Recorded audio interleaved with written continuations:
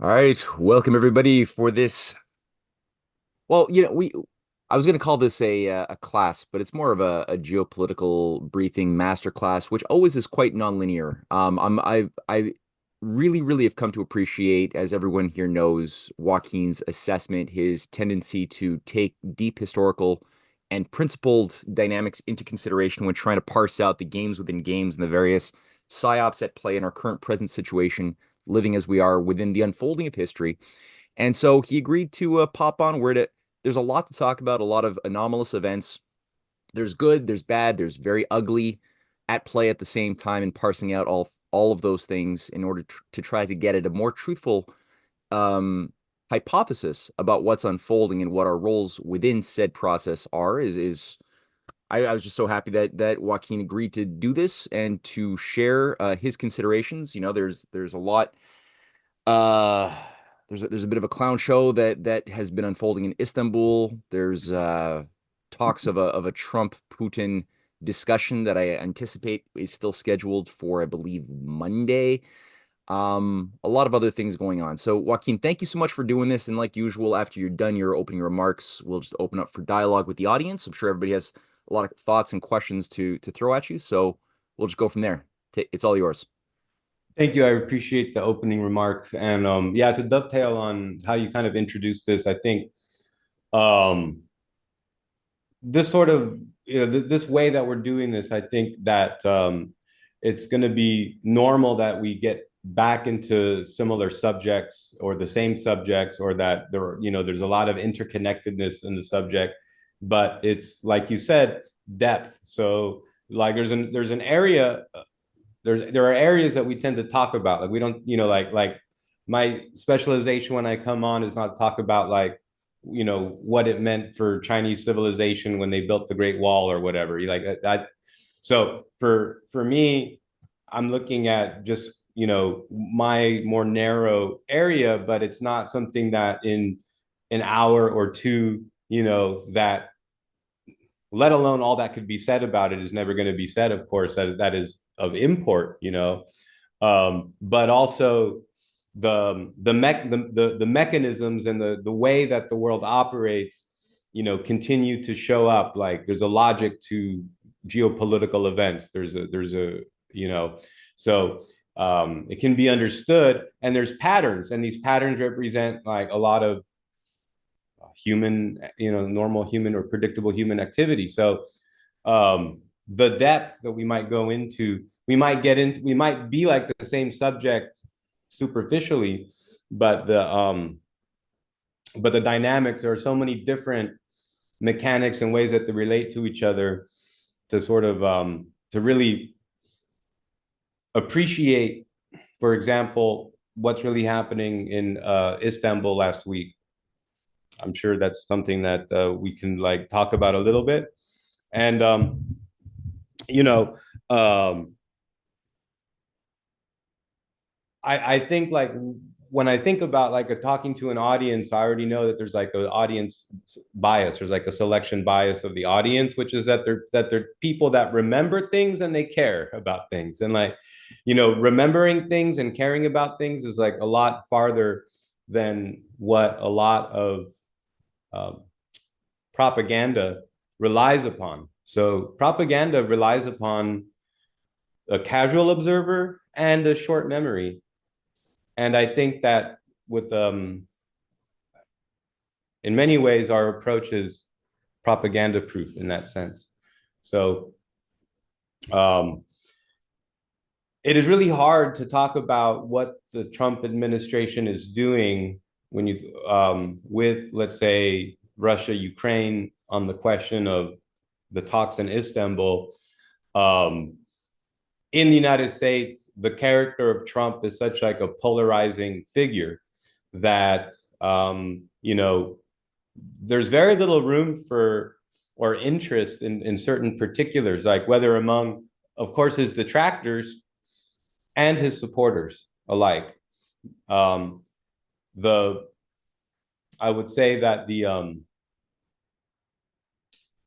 within the let's say the left, so to speak, or what we might call like Democrat media, beyond mainstream media, beyond CNN, NBC, but in terms of their own blogosphere, their own corners of YouTube. I mean, it's pretty prolific. I don't mean small corners, but their whole block of social media sustains them, and you get a lot of like knee-jerk reactions to what Trump is doing in the sense of um, it must be stupid because Trump is doing it, or we want him to fail because Trump is doing it.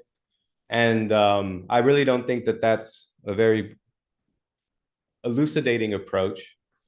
It's productive if what you're trying to produce is something ingrained in people's minds that takes them into the next election.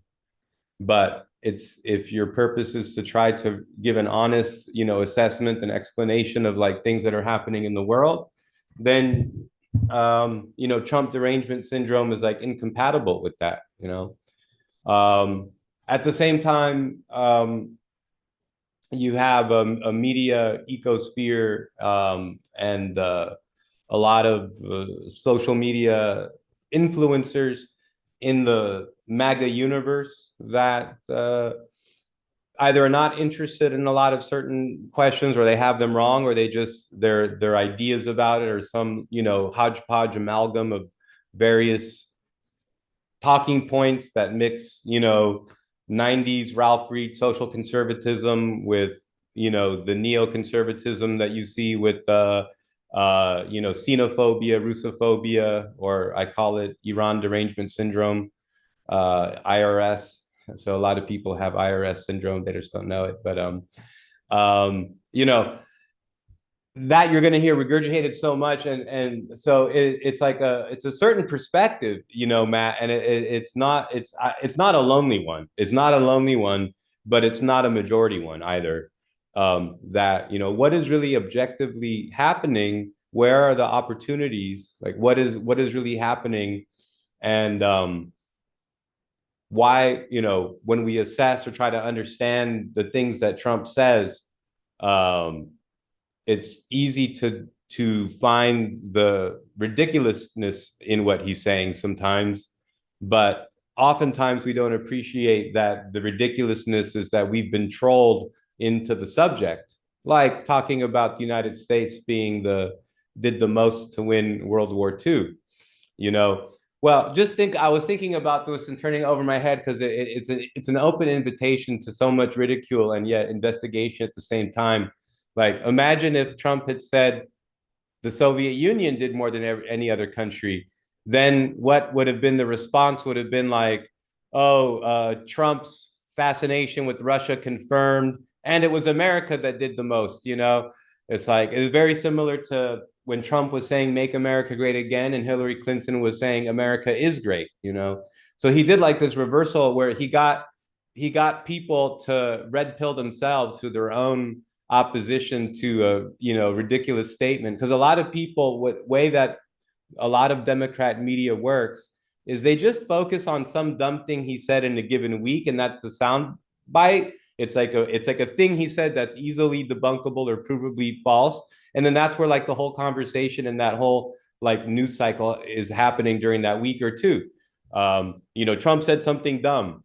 Oh, what did he say? Oh, he said the U.S. did the most to win World War II. Oh, really? Who did it? Oh, it was the Russians. Well, that's exactly the audience that needs to hear that Russia won World War II. See, the people that support Trump don't need to know who won World War II or even what that was about. They just know that they don't like Ukraine and they don't like Zelensky because we gave them all this money, and where did it go? They're like functioning on this level. So you need to like elevate the other people on you guys. So now you've got two competing groups of people that know that Russia either did win or needs to win. So, and they're learning why for different reasons. But you know, so when you had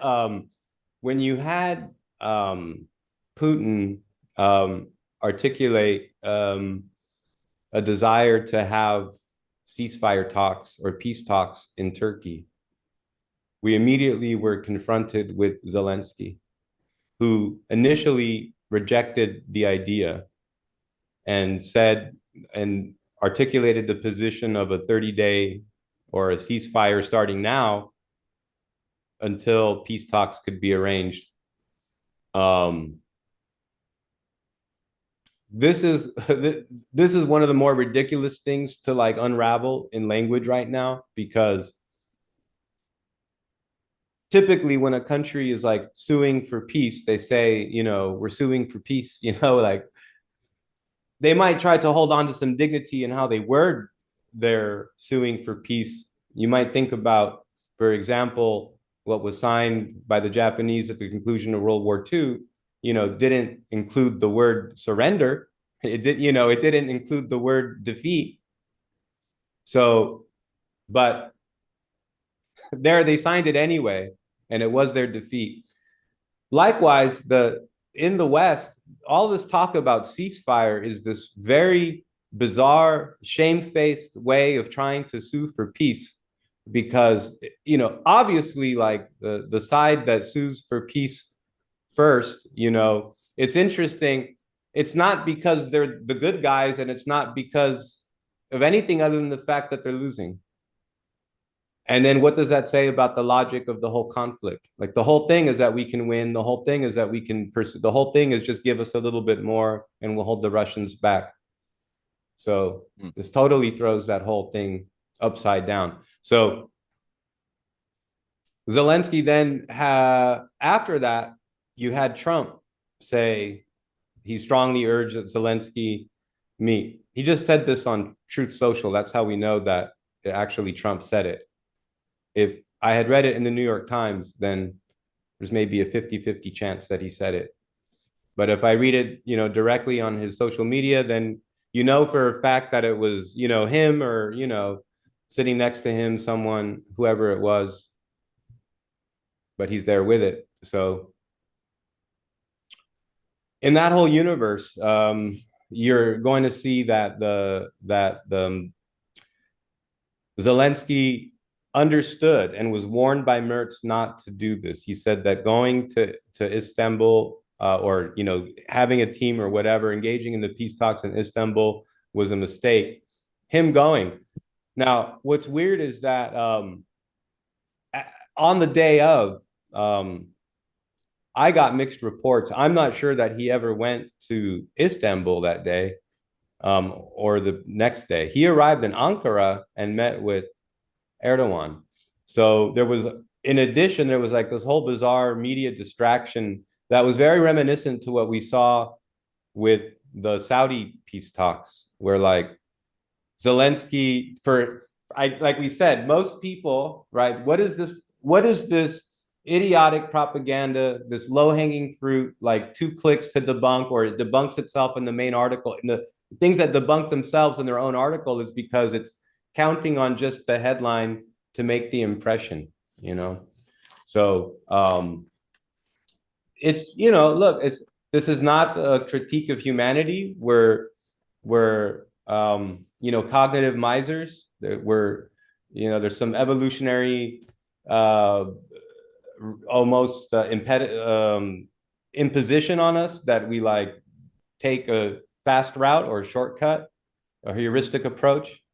We're, you know, burning less calories.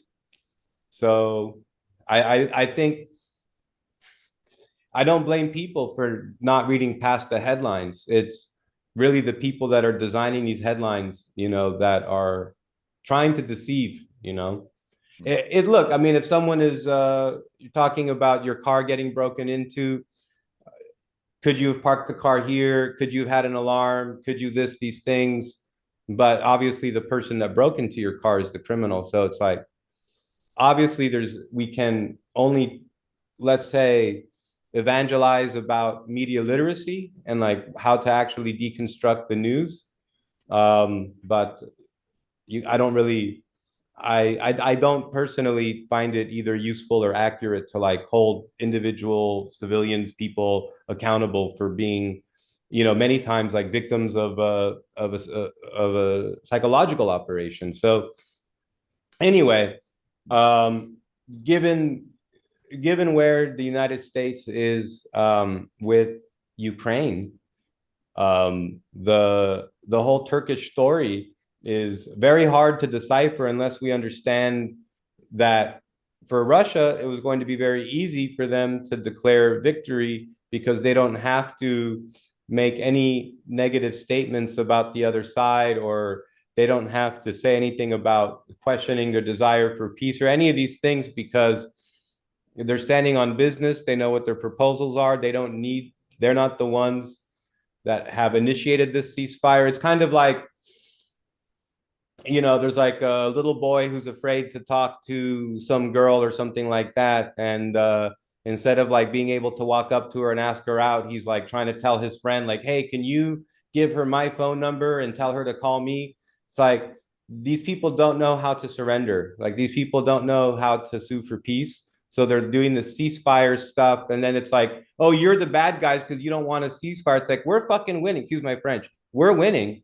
So, like, if you want to, usually it's like you want to end this war more than we do, not because you believe in peace or because you're the good guys, it's because you're losing.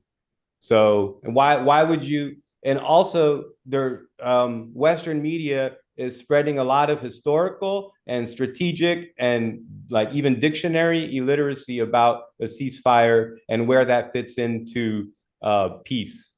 You can't impose a ceasefire on the winning side. That's called imposing a peace, ergo the fucking cause for war in the first place. It's very stupid circus. Forgive my French this evening, Matt. It's a little late. I know we have an adult audience, and many may not, others may not mind. Some may don't appreciate the expletive, so I'll try to contain myself a little bit. But I mean, when you're confronted with the ridiculousness of this, being gaslit, it's a little bit outrageous when you deconstruct the media around Ukraine's position and Russia's position. Now, in fairness, in a kind of a funny way, Russia also cannot fully articulate like what it is that they want to do, because they have, but they don't bring it up a lot because it's look, I'd say that it's prone or even compatible to be aligned with the idea of Russia has an aim of territorial expansion. I think that that's an outcome. I think that's within. I think that the realization of that outcome is within their metric. But I don't think it's like land the way people think about Lebensraum, or the way people think about just some like a personality state or some expansiveness of some aggressive entity in some way. Many people have framed the Russia-Ukraine conflict in that way in the first place. And that's not that's not the root of this conflict. But that is in a lot of people's minds, even people who understand now that Ukraine can't win and maybe even shouldn't have been armed. So I think Russia's approach is very interesting because on the bargaining end of things, they have not stated it like, they have stated it in an easy to operate, number of parentheses, where someone could, cross multiply that using like the FOIL method or something, right? Like the first outer, inner last or something. But they don't spell it out directly. They lay it all out for you, like in their statements. It's like very clear that Zelensky has to go, but that is not their prerequisite for talks. That's the outcome of the SMO. They don't want Zelensky to go. They don't want Ukraine to hold new elections right now, because what is that going to be? And how does that even make sense? So who's going to control those elections? So, and what are those elections going to produce? They have been very interesting in the proposals that they have made because they're very reasonable, and yet the Ukrainians could never accept them. So that allows them to continue the SMO, and that will mean very much less of Ukraine a year from now or 2 years from now. So when you think about the Ukraine talks, Russia's in a position where it's important in public relations for them to to talk. I mean, they're not unserious.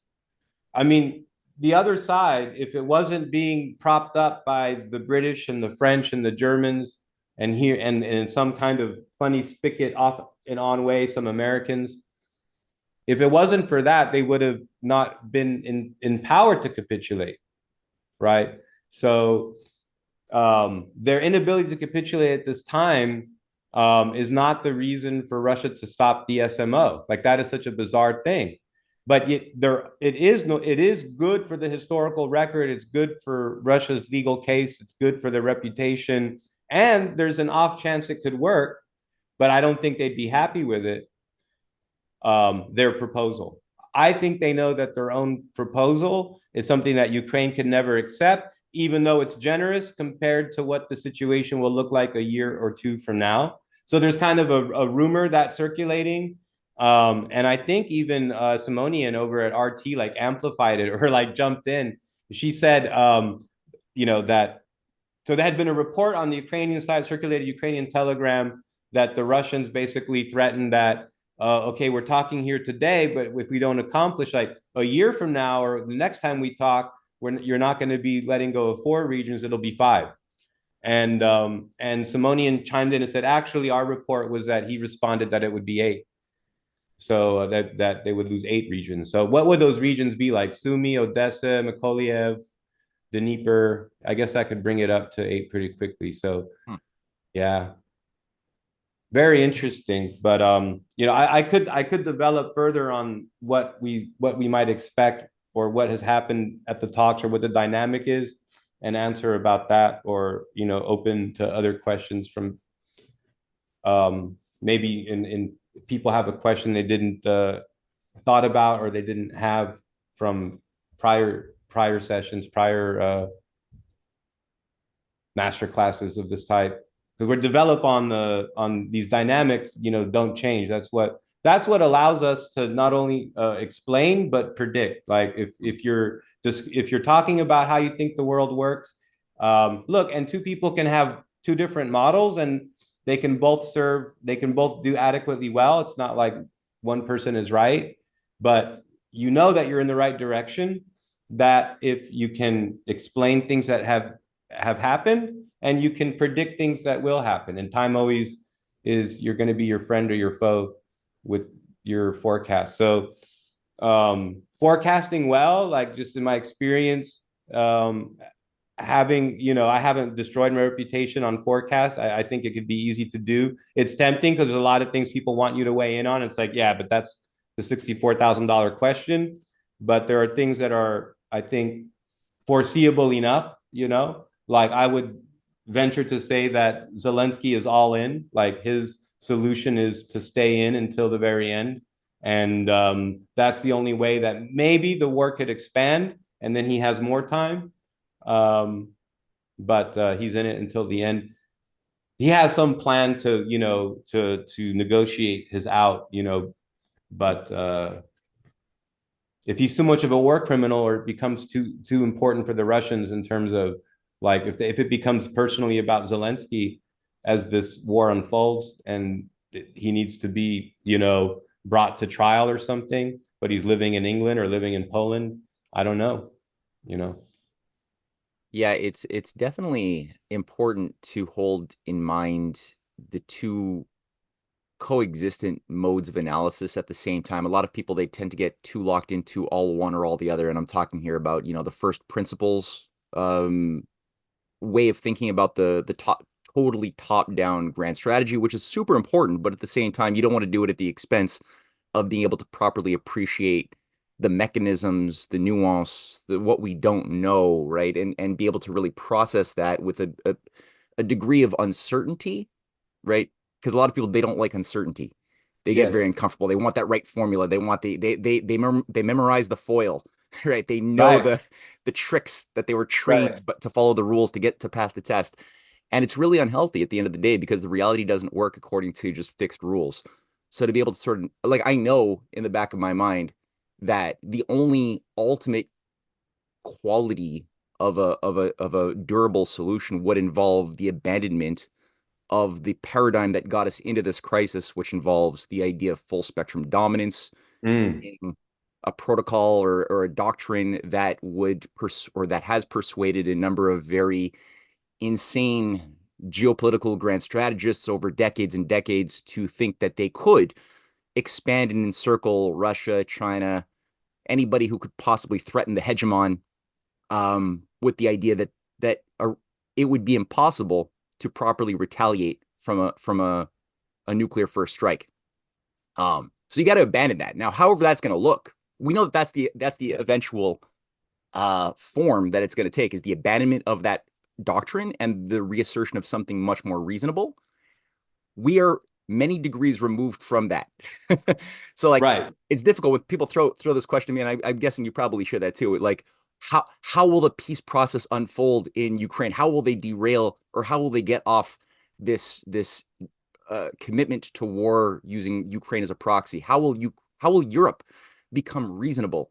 Well, they're Right. Yes. It's when you really think about where the United States is at and how they have positioned themselves, like at least in their branding and their diplomatic approach to Russia, and with some results. It's not all paper mache.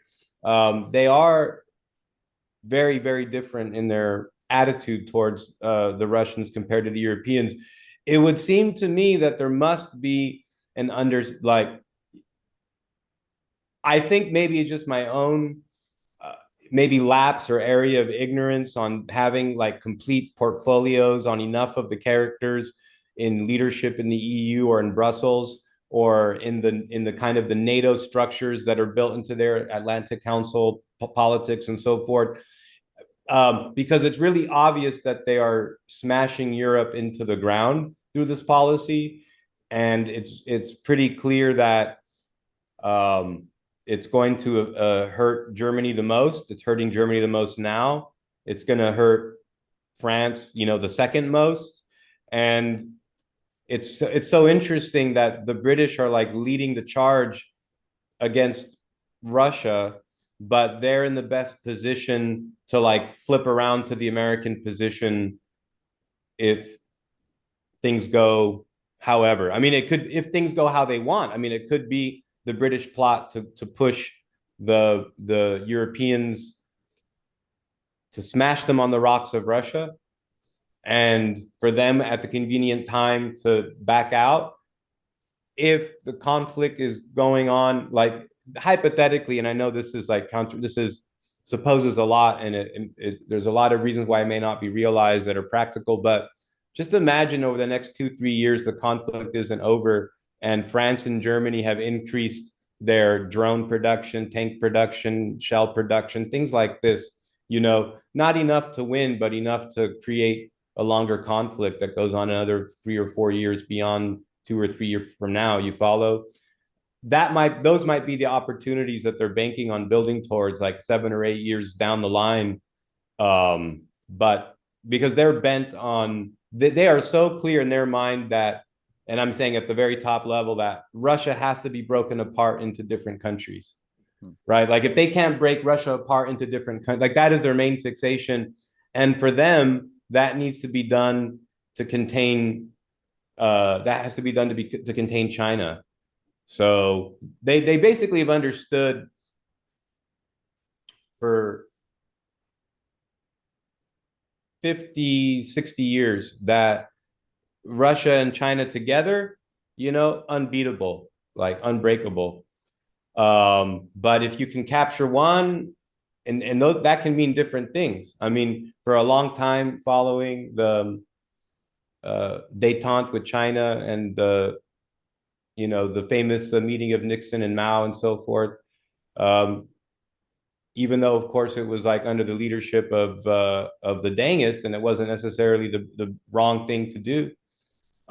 They became major manufacturer of increasingly more sophisticated things for the West and for the world, Africa, Latin America. So it's not just for the West, but the West, definitely offshored its production of a lot of stuff to a socialist country to sustain global capitalism. And so that kind of metric is very interesting in how that split the Chinese from the Soviets at that time. Um, that's very interesting because that approach at the time seemed to have worked in terms of like keeping the Western alliance on a lifeline of Chinese, socialized, planned, centralized economic labor that kept the northern, so-called free market, so-called capitalist, if you even further economies, um, alive, right? They wouldn't exist without China. So yet they seem to understand that with Russia, that China cannot be moved. So the debate for a long time had been like, do you try to contain or damage or in some way manipulate China or to Russia, as your way in to crack this? And so now there are some very dangerous people, in my opinion. I don't know if they're playing a script, but when you get people on the committee of the present danger part two, China, it's like the worst sequel I've ever seen.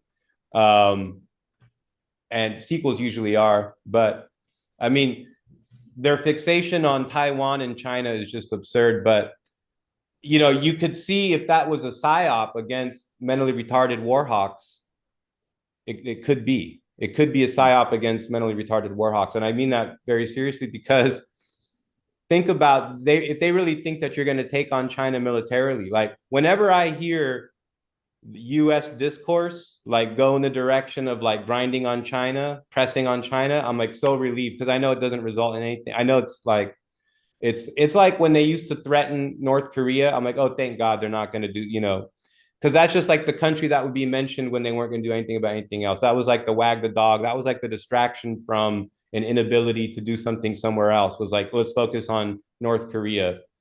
That's back when China were our friends. That's back when even the James Bond movies, it was like the Chinese were on the side of the MI6 and everything. So, but culture has changed. The direction of our attitudes towards China has changed a lot. But I don't think that they really believe that they can get in. So they're Europe is definitely the odd man out, and Europe is definitely the one that's supposed to take the brunt of this. Mm. That is the story, that is the narrative. And like I was thinking of creative ways, things that Europe could do to further consolidate like how history books will write about it. Like if they went like further, like on if they made like Eurovision, like the Eurovision contest, more like the European Union, like the actual like Brussels, like Parliament and stuff, that would be very cool. You can have like the bearded lady. They should do a thing where they replace all the national flags or order that every country in the EU like fly three flags, not two, like the EU flag, like second and their national flag third, and then like the top flag it should be like the pedophile LGBTQ plus whatever 2A double spirit people whatever it should be. That's how they should brand. Like if you were like the Rothschilds or if you were like trying to mass manipulate perception, you would kind of go like in a theocratic route in the US, kind of like Handmaid's Tale, and in Europe you would have like the bearded ladies like with the open chest hair and stuff whatever, like running around and smashing their country, like, with like pink tanks up against the Russian front line and stuff. And just kind of take that, like, you can imagine how that could, I mean, it'd be brilliant really to see if could just be a movie or art and not like Yeah. real lives on the line. Well, Um, based upon the trajectory of the coming out party compared to 20 years ago, 10 years ago, 5 years ago, today, I could yeah. say that with that orientation, that trajectory, I think your forecast is probably maybe 2 years off right now.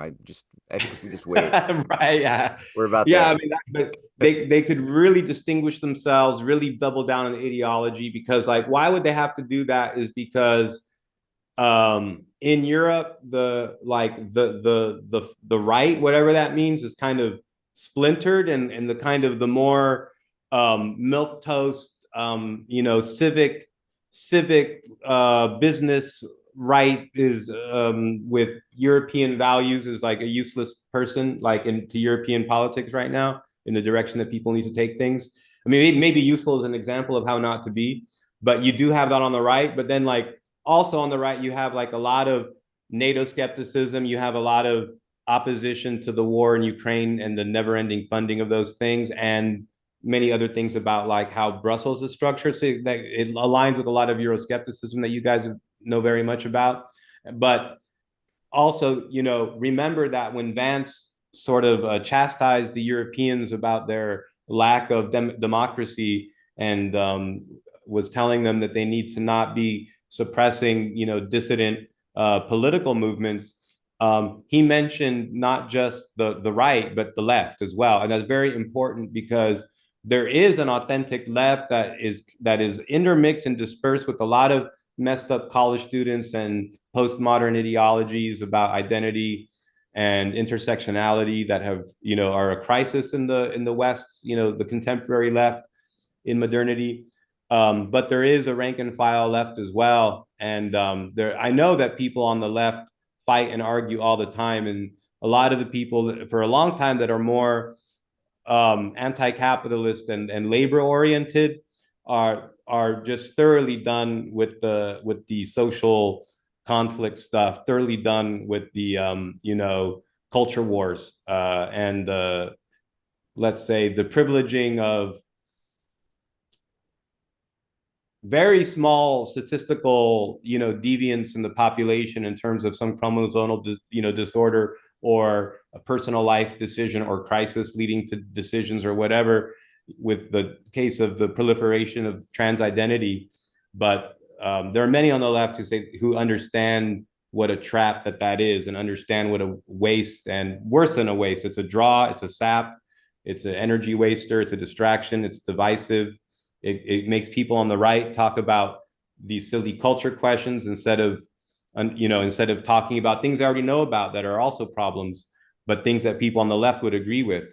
So by putting these things front and center, they're always going to maintain this kind of left-right divide, in the population.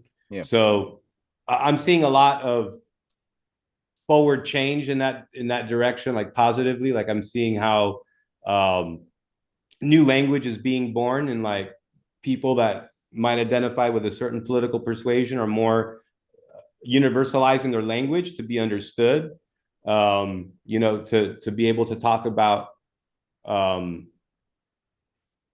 all this phenomenon, directly. I think a lot of my response to this is, like I said, the ongoing gaslighting that has been just permeating. It's just been a nonstop gaslighting.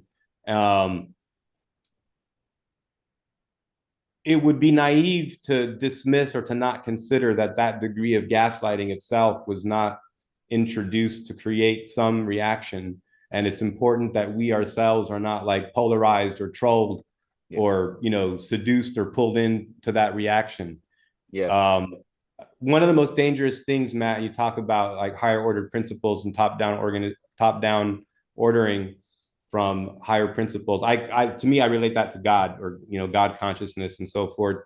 I think it's so important to keep that focus on not just in dealing with how we're understanding the world, the patience that it requires in our conversations with other people, the openness, the candidness, the non-judgmentalness, and like comparing real effective human conversations to comparing how people talk on sitcoms or in movies, even dramas. People speak in funny ways that are not like normal, and those are a lot of our examples, like in speech. In we're indoctrinated, we're raised on film, media, and culture, and it teaches us to speak kind of poorly to each other, or to think that it's acceptable to be so rude and dismissive of others all the time. Like you see a lot on social media, and like the one-liners, and you want some crackers with your salt there, whatever. People with their little smart-ass one-liners all the time, and as a result, people don't see things, make connections that they ought to make, right? So Yeah, absolutely. No, the we underestimate. I think it's difficult sometimes to judge the thing that shaped who we are subjectively, which is the culture. And it's such a part of us that we often forget that we can separate ourselves from the culture and sort of look down and see where it went wrong, who was influencing it to bring about the debilitating inability that we have suffered from to formulate moral judgments, to use language in a more thoughtful manner. And just like you pointed out too, just there's certain hot button almost programs that have been built into the zeitgeist, which, when pressed upon, will get certain foreseeable effects, as we've seen with the woke absurdity taken to extreme. We had that in the 1920s Germany too, right? There was a huge movement. I think Jill Biden gave this presentation or this speech where she was referencing how it was, Germany in the 1920s was the most LGBTQ friendly part of the world at that time. And it's true in many ways when you look at what was spreading at the time, especially the confusion that emerged out of the crippling shock therapy imposed onto the German people and the breaking up of their culture during World War I and the aftermath. People went kind of crazy, and they became very susceptible to just rejecting all of the traditional values that they were told got them into the war, the belief in the nation, the belief in God, the belief in morality.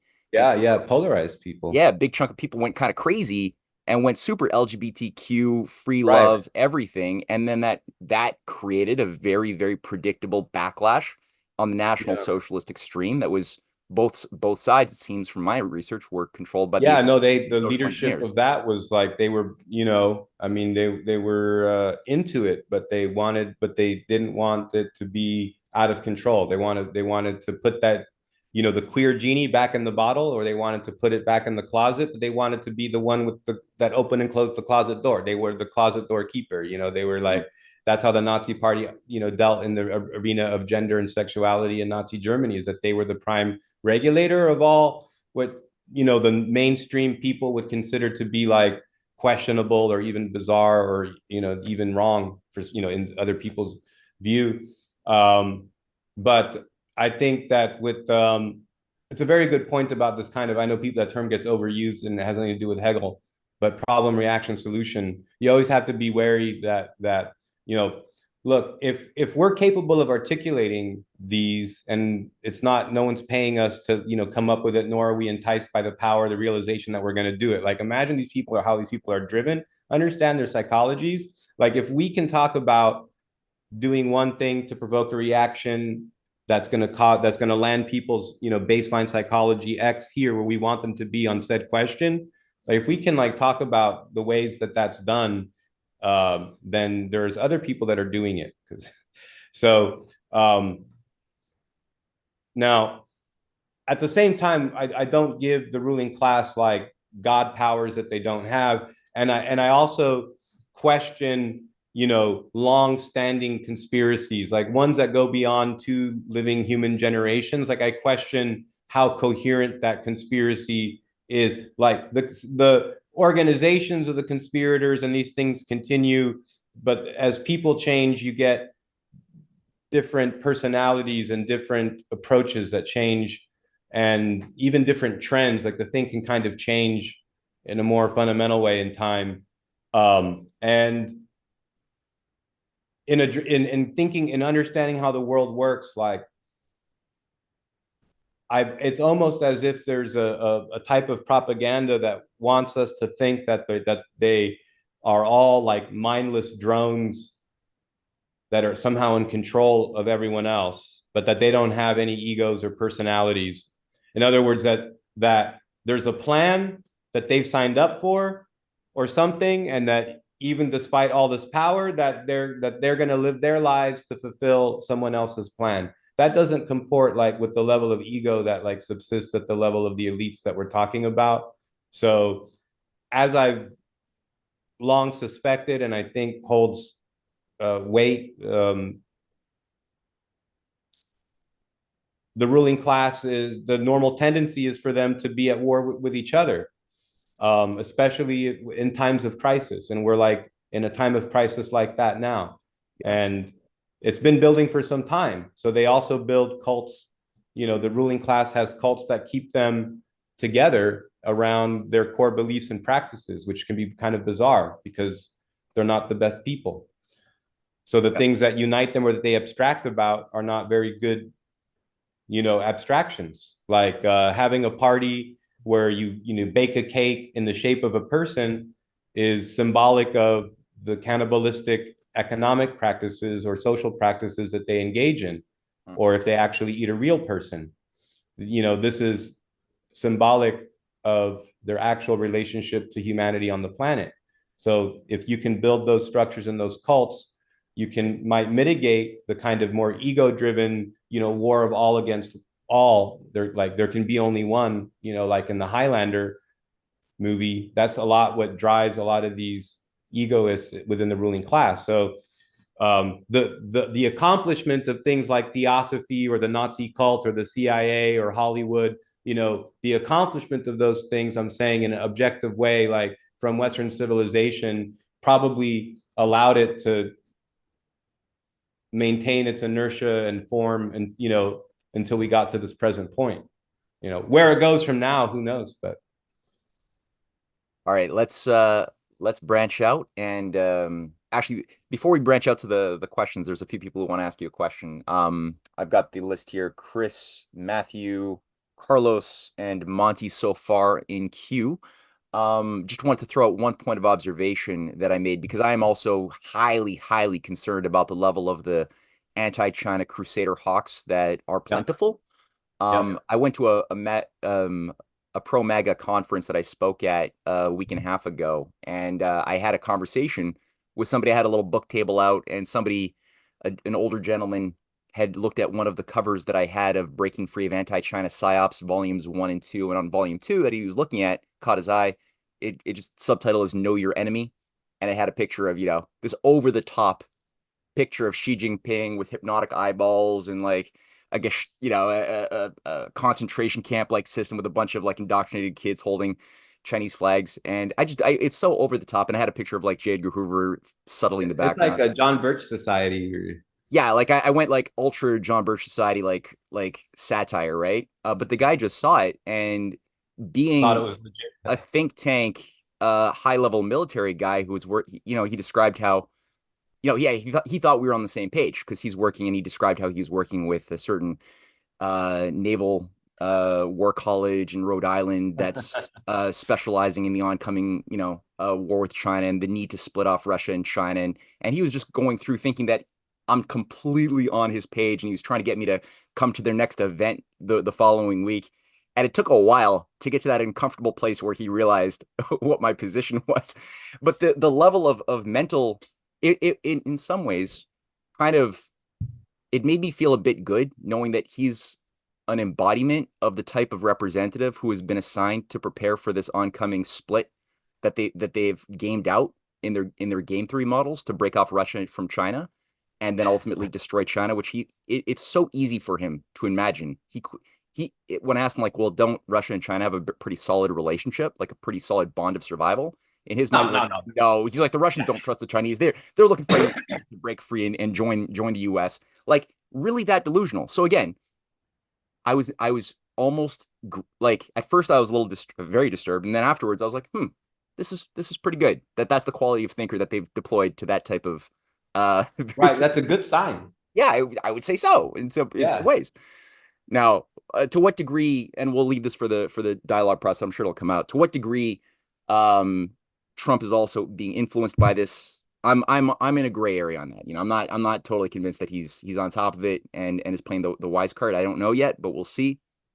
But let me not hog this up. I do want to throw a few people at you, starting with Chris and then Matthew. Chris first. And then if you want Thanks, to address Joaquin. my circumspection, go for it anytime you want. Chris, you Yeah, there? thanks. Yeah, I'm here. Thanks, Joaquin. So I don't want to change the subject, but I do want to ask you. For a while, it seemed like Russia was positioning itself to broker a Middle East peace process, and since the fall of Syria, um, that seems less likely. And now you have Trump meeting with there's photos of him meeting with Al Shara in Syria, and last week you made a comment, or this past week you made a comment about Shahid Bolson being on some podcast, and then the guy Kavork Almasian was on it, and so Shahid Bolson, I guess he's Muslim Brotherhood. I kind of want to hear your take on him, but at any rate, he's got this theory that the owners and controllers of global financial capital which would largely be based out of Europe, or brokering a deal to kind of move Europe to the Middle East. And meanwhile, Syria has conceded the Golan Heights and I guess the mountaintops about 20 miles out of Damascus to Israel. Um, it's hard to tell where this is going now. So it almost seems like Trump is in. Where do you see all this going in big picture? I almost see it like it's a. Yeah, It's a no, I was at the time. Am I coming through? Is my audio okay? Oh yeah. Okay. Um, at the time when the after October 7th and in when you had the outbreak of the I guess the attack of the IDF on Palestinian civilians, the beginning of their war on Hamas at this time, um, and a number of I would say well, I received some pushback from people who weren't really like didn't understand what I don't think understood what I said, or they understood what I said and believed that it was not the right thing to say, or not that they disagreed with what I'm saying objectively, but that ethically or whatever, that it wasn't the right thing to say. And what that was at the time was that a couple of things. I said a couple of things. One was that Europe and Israel is overly dependent on the West for its economy, and it exists as a settler colony. And I have never advocated the removal of 5 million Jewish people from Israel. But I don't support the Nakba. I don't support the removal of Palestinians. There's a difference, though, is that one fact has happened and the other fact that has not. So we're not comparing apples and apples. We're just talking about what are the ethics that I'm operating in on the question of Israel. So if I were like king of the world, or if like the world could just be that what I like imagine, it wouldn't be that creative, because it would be like based upon the world that exists and then problems that shouldn't have existed in the first place. Like, we understand that there's like counterfactual problems in there, but if I was just like beamed into power at this moment in time, like working with the givens and doing what I could, I would like to imagine that I would like recognize a Palestinian state and set it up with everything it needs to function as a Westphalian nation state, with the representative at the UN and so forth, and the apartheid regime and the occupation and the genocide of Palestinians. So that's easy for me to say, because I'm like in nowhere close to power, nowhere near power. I can have all the righteous views. I'm not in the position to have to deal with a lot of bad people, or to then be a bad person myself in imagining that I'm dealing with bad people. I don't know, right? So how I have that though is like, Shahid Balsan, subsequent to my talking about that, he began to talk about the same thing. I said that the way forward is normalization, but that normalization cannot happen until Israel recognizes Palestine. But if they recognize Palestine, then you can have normalization. But I viewed everything happening, in this crisis, and I don't want to sanitize it by calling a conflict. This genocide happening upon Gaza to Palestinians has isolated Israel. And over the past 2 years, across all demographics in the West, Israel is losing support by big chunks, numbers that you see when you graph it out. So this makes it even more difficult for politicians to even say those things, like those nominal things about Israel as our ally, or sanitize Israel's genocide. So now, but the goal, has to be normalization. So the thing is that most countries in the region have that perspective, but there has been insufficient pressure on Israel to recognize Palestine. All of the countries in the region agreed. They have different formulas and different ways in which they would do it, but other countries took a different path a couple of years ago and agreed to recognize Israel, which is the beginning for potential normalization, but to recognize the state. But Israel did not recognize Palestine. Anyway, but this is connected to the Abraham Accords, but it was believed that this moving forward, like once you had a diplomatic scenario in which Israel had no imaginary enemies to use as the pretext for the Palestinian buffer zone, so to speak, that anyway, that normalization is the goal. Like, so it's, I can hear, entertain, sympathize, and agree with a lot of the feeling or the history or how a person's sense of historical justice to a certain extent that, you know, Israel was a mistake to have been created in the first place. You know, I was born in 1978. Israel already existed.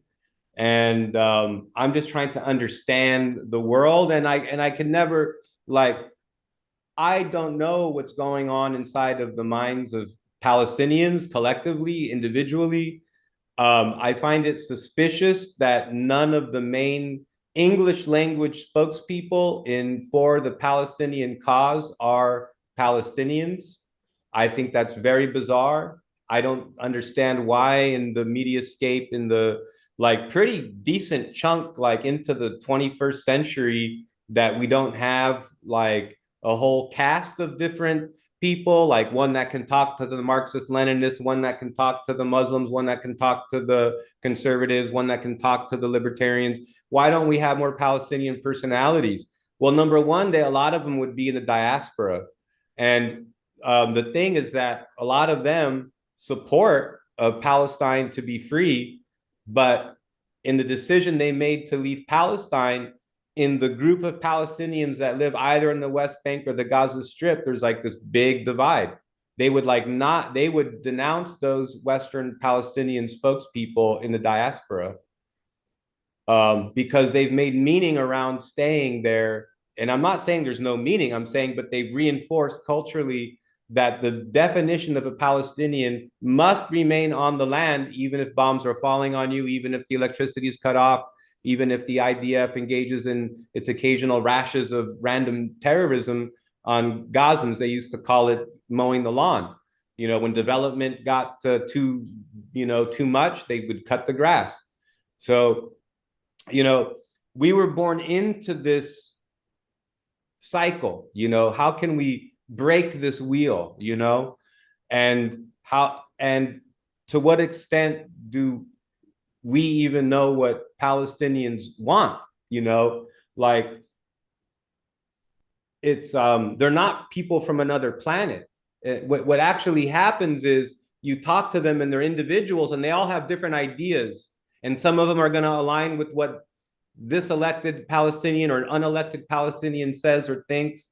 So you get into the problem of representative politics of a people that are under the jackboot number one of the IDF, and then it's like a prison gang in control of them. And there's doesn't mean I'm not against prison gangs. I'm not saying that they're bad guys. I'm just saying when you have an open air prison, you know, you're gonna have the prison guards, but then you're gonna have, you know, the structures within the prison that reinforce the prison exist, that are based upon the law, structures that arise organically based upon the objective structures of the prison.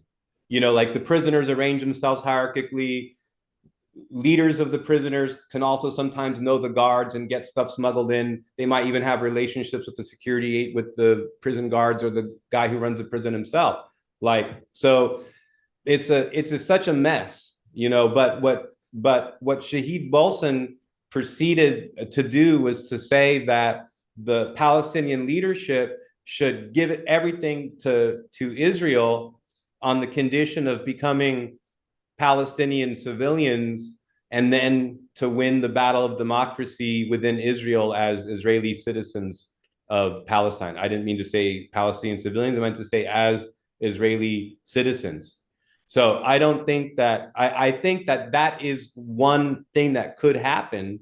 I talked years ago about the transformation of this into what the way that the Gulf monarchies and the Western so-called Palestinian activists that are more like Sunni radicals, the way that they talk about it is to um,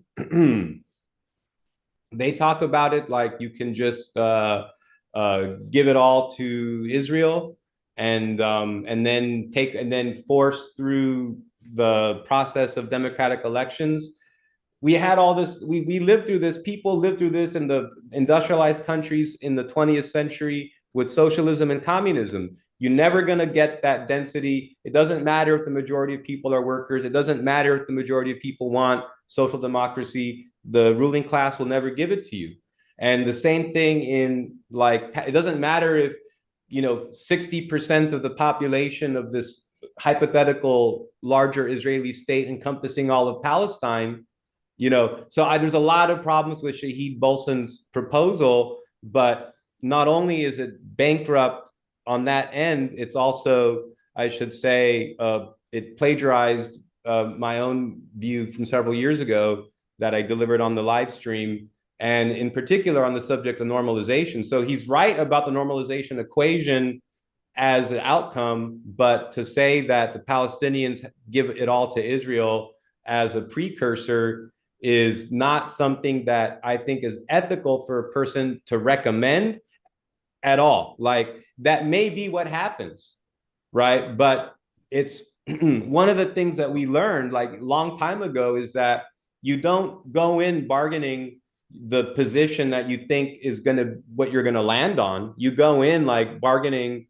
like hard your position, and you can get a better outcome, than otherwise. So you don't go in like, let's have this happen, give it to Israel, and then decide, imagine that they're going to increase the democracy in their society. Like if that was a strategy of the Palestinians articulated by Palestinians, the problem is that there's just, where is the literature coming from Arab Israelis? Like where are the Palestinian or Arab Israeli intellectuals and writers that talk about the two-state solution or what are the perils or the trade-offs of being an Israeli Palestinian? So, but that said, I just find look, the fact that Shahid Bolson, murdered somebody and did years in prison for it and then paid the blood money, all those things are not that interesting to me because we're talking about the content of his ideas, not the quality of his character. I do think it's bizarre that he made his career as a white guy being a Malcolm X impersonator. Like that to me, like the whole thing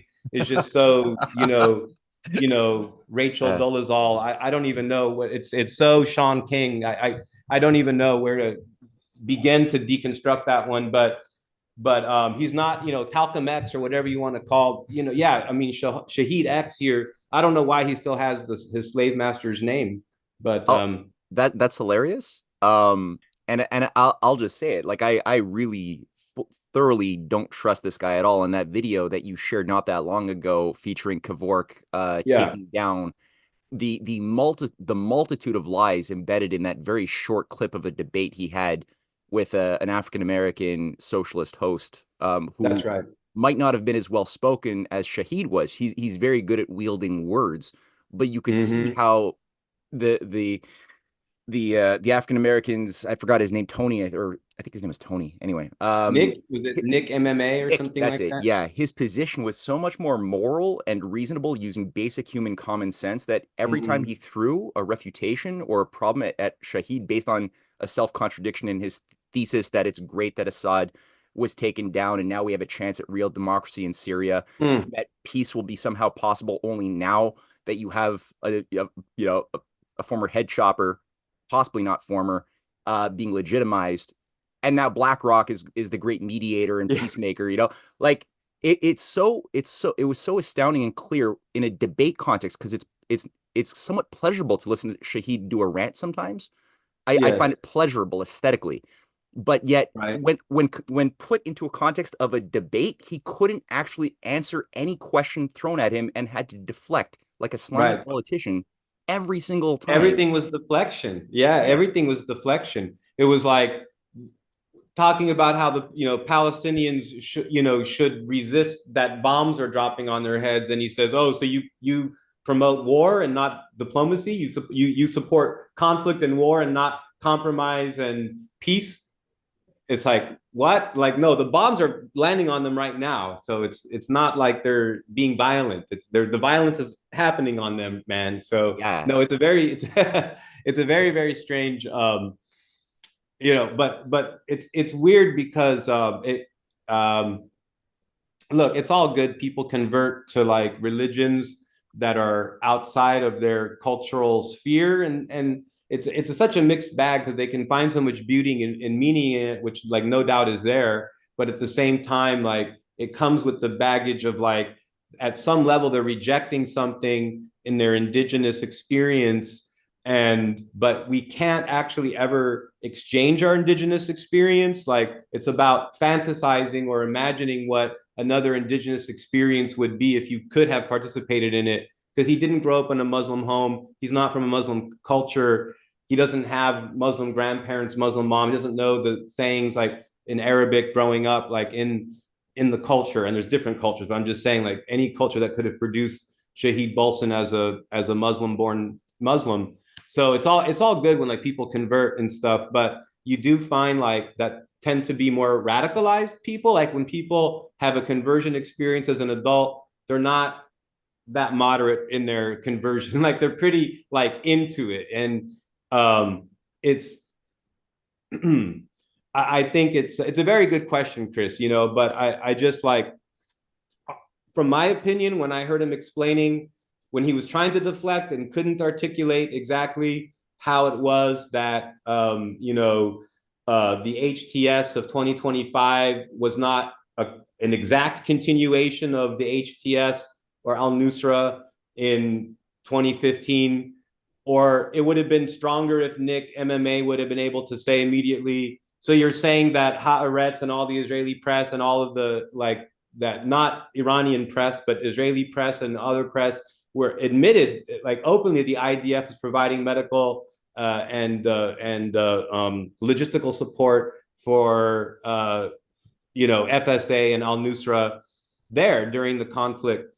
So those things he kind of got away from, but I actually thought of better ways that he could have articulated his point, interestingly, because that's how I operate. Like I was thinking, like, devil's advocate and stuff, but I don't want to articulate those since that's what he'll use next time. So there is actually a better argument that Shahid could have made, but I'm not going to write his next idea for him, so I won't articulate it.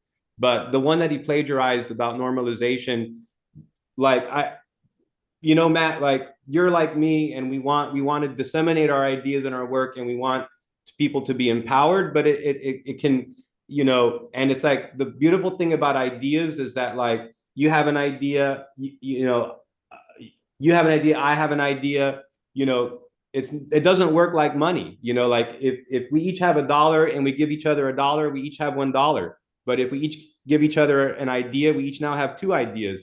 And people like Shahid Bolson, when they are inspired or take ideas about how geopolitical dynamics work and they kind of twist it on their head in service of empire, in service of this, or to be a convert to Islam, and then to marry a Palestinian woman, and then in addition to that, and then now to say that Israel should take it all, or that Palestinians should just surrender it all. I'm not saying that the Palestinians should not do that, Matt. I'm saying that it is absurd for anyone not there on the ground living it daily to say, I'm tired of saying what other group of people should carry the cross for as an idealized people, as a noble savage, as like we're not carrying that cross. Like people are afraid that the IRS is going to go after them, and they dutifully pay their taxes on time, even though those taxes are buying the bombs that drop on the babies around the world. But they want Palestinians to live there while the bombs are dropping, or why they, you know what I mean? So it's a very difficult question. I'm not a moral authority. I'm Yeah, yeah, only, you know what I mean? for But it sure. is, Yeah, yeah, no, yeah. absolutely. And if there is ever going to be, a resolution, I at this point, I'm not persuaded that there could be a one state solution for many, many generations, just because you can't build a nation with two having this much atrocity and genocide committed from one fellow group on another neighboring group to this extent. There's going to take generations of economic development, cooperation, and slow healing before any type of dialogue like that can even happen, in my mind. Yes. But anyway, yeah, totally. I appreciate all of those considerations. So let's get back on the list of people waiting. Matthew Thomas has been waiting for a while. Matthew, you still there? Yeah, I'm still here. Okay, Thanks, go Matt. for it. Joaquin, a couple of questions regarding going back to the Ukraine question, Ukraine and Russia, and then the possible path forward to peace, and with the context of Turkey, the recent meetings in Turkey in mind. Aren't there a couple of legal blockers? It's like really solid legal blockers, according to Ukrainian law, that prevents any kind of legitimate peace process from moving forward. One being I believe the Ukrainian parliament actually passed a law, I think 2 years ago, specifically prohibiting any Ukrainian citizen from negotiating with Russia on behalf of Ukraine. And that includes Zelensky, includes the office of the president. So that's one. And then there's kind of the elephant in the room, which is if there was a peace deal or a peace negotiation process, whom exactly would Putin, or whom exactly would the Russians negotiate with? I mean, Zelensky is not actually the legitimate president of Ukraine. I mean, his time in office expired, and there's been no election. It's actually a violation of their constitutional. It's a violation of their constitution for him to continue to maintain his position in office. Yes. Aren't these some serious legal blockers to any kind of legitimate peace process? Well, because Matthew, you are a sane and literate person that correctly interpreted the news about that law. Yes. However, you are not as creative or as coke-headed as Zelensky, my friend, because the way that Zelensky and his press team are now spinning this, that the law, of course, cannot apply to the president, because how can the president be above the Constitution, and how could the law be above the Constitution? And now their legal experts are in defense of Zelensky are saying, really, there was no purpose for this law at all, because you see, actually, the law applies to everyone else. It doesn't actually apply to Zelensky. How could it apply to the president of a country when the Constitution and the law are above the president? You see how they're just making an argument like, but it's not. You see what they've done there? It's actually nonsense. So they're saying, because we are a country of laws and not men, and because Zelensky is not above the Constitution empowers the president. And of course, the law cannot apply to the president. In fact, the law itself, we didn't really have to pass it. Why? Because the law applies to everyone but the president. But actually, unless the president has in the affirmative given you authority to negotiate with the Russians towards whatever end, it's obviously a violation of the law, like to conduct negotiations independent of the executive branch. So that's where they've landed on that. I know it's like, but wait, guys, didn't you just say that that's why you made the law? What they're saying, obviously, is that without the law, everyone is prohibited except Zelensky, but with the law, everyone is prohibited except Zelensky. And that's literally what they've said. I know I'm trying to, I mean, it is a joke, but it's not a joke that they've said this. And I'm trying to actually figure out,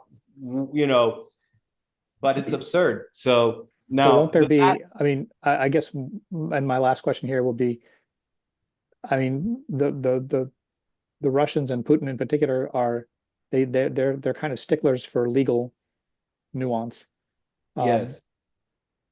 Will they be able to accept any kind of treaty or peace deal or legal document? No, the Russians are totally bluffing. They've made proposals that everyone who's an expert and a mediator would objectively agree are reasonable, and yet they're far beyond what Zelensky could ever get his backers in the UN, in the EU, or among the far right in the country, or the people around him, really, the oligarchs, to support, given the success of their own money laundering and, weapons for rip-off operation. They're kind of getting towards the end of their line, but there's no way out for them but in. So they're going to double down on prolonging the conflict, and that is what works for Russia as well. It's just very bad in the arena of PR for either side to seem like they're not interested in peace. Ukraine is not interested in peace because its leadership has been specifically bred, groomed, bought, and paid for to drive Ukraine into the ground. So they're doing their job. They are breaking Ukraine. They are doing their job. Russia obviously is not interested in peace at the terms right now because they haven't finished their job. Like, they feel like they're getting it done and moving forward. They're not the ones complaining about setbacks. They're not the ones saying that other countries need to give them more money to continue the war. They're not the ones talking about shortages of drones or artillery or men. They're being accused of not wanting to end something that they're doing well at the end of the day. And so you're right when you're right to point out, and this is why we wouldn't be on RT saying this or something like that. Like, Russia does not need to end this war. They need to finish this war. And so one should not want, things that one doesn't need, and that one should not want things that work against them. So what I mean is, Russia does not want to end this war, but the war is not a matter of want. Got it. Thank you. All right. So we'll have time for a few more questions. I know your time is precious and it's getting late. So I've got here Monty, Carlos, Marty, and Jerry in that order. So, and then we'll probably wrap it up. So Monty, you still there? Yeah. Thank you, Joaquin. Had a couple observations this week. I'd appreciate your comments on them. Number one, like Matt talks about in the mystery cults, and these rites of initiation for these mystery cults, to reach the higher levels, you have to pass a certain test. And I'm convinced is the same with the general staff and the Department of Defense. I had my experience in Vietnam with Westmoreland and the body counts, and I was in Iraq, Afghanistan, and witnessed Petraeus and so forth. But one thing that jumped out at me this week, which didn't grab too much attention, but it's I think is indicative of the psychopaths we got in the top general staffs in the United States. General Ben Hodges, following just prior to Victory Day He's a favorite parade, of ours. He's a favorite of ours, Ben Hodges. Sorry, continue.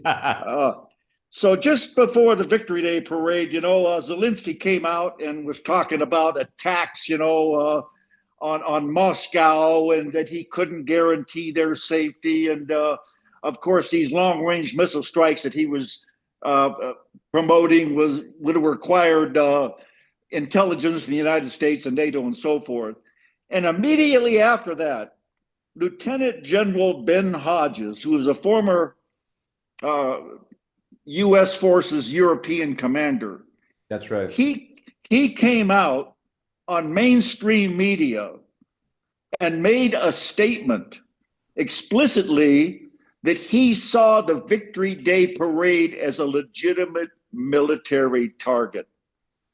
I mean, that is psychopathy.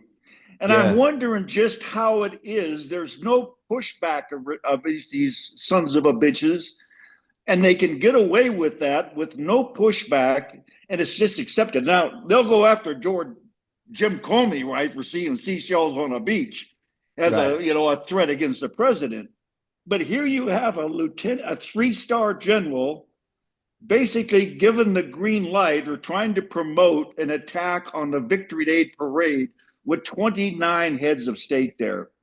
Yeah, it's particularly nuts because Ben Hodges has been promoted for the last couple of years through primarily USAID projects like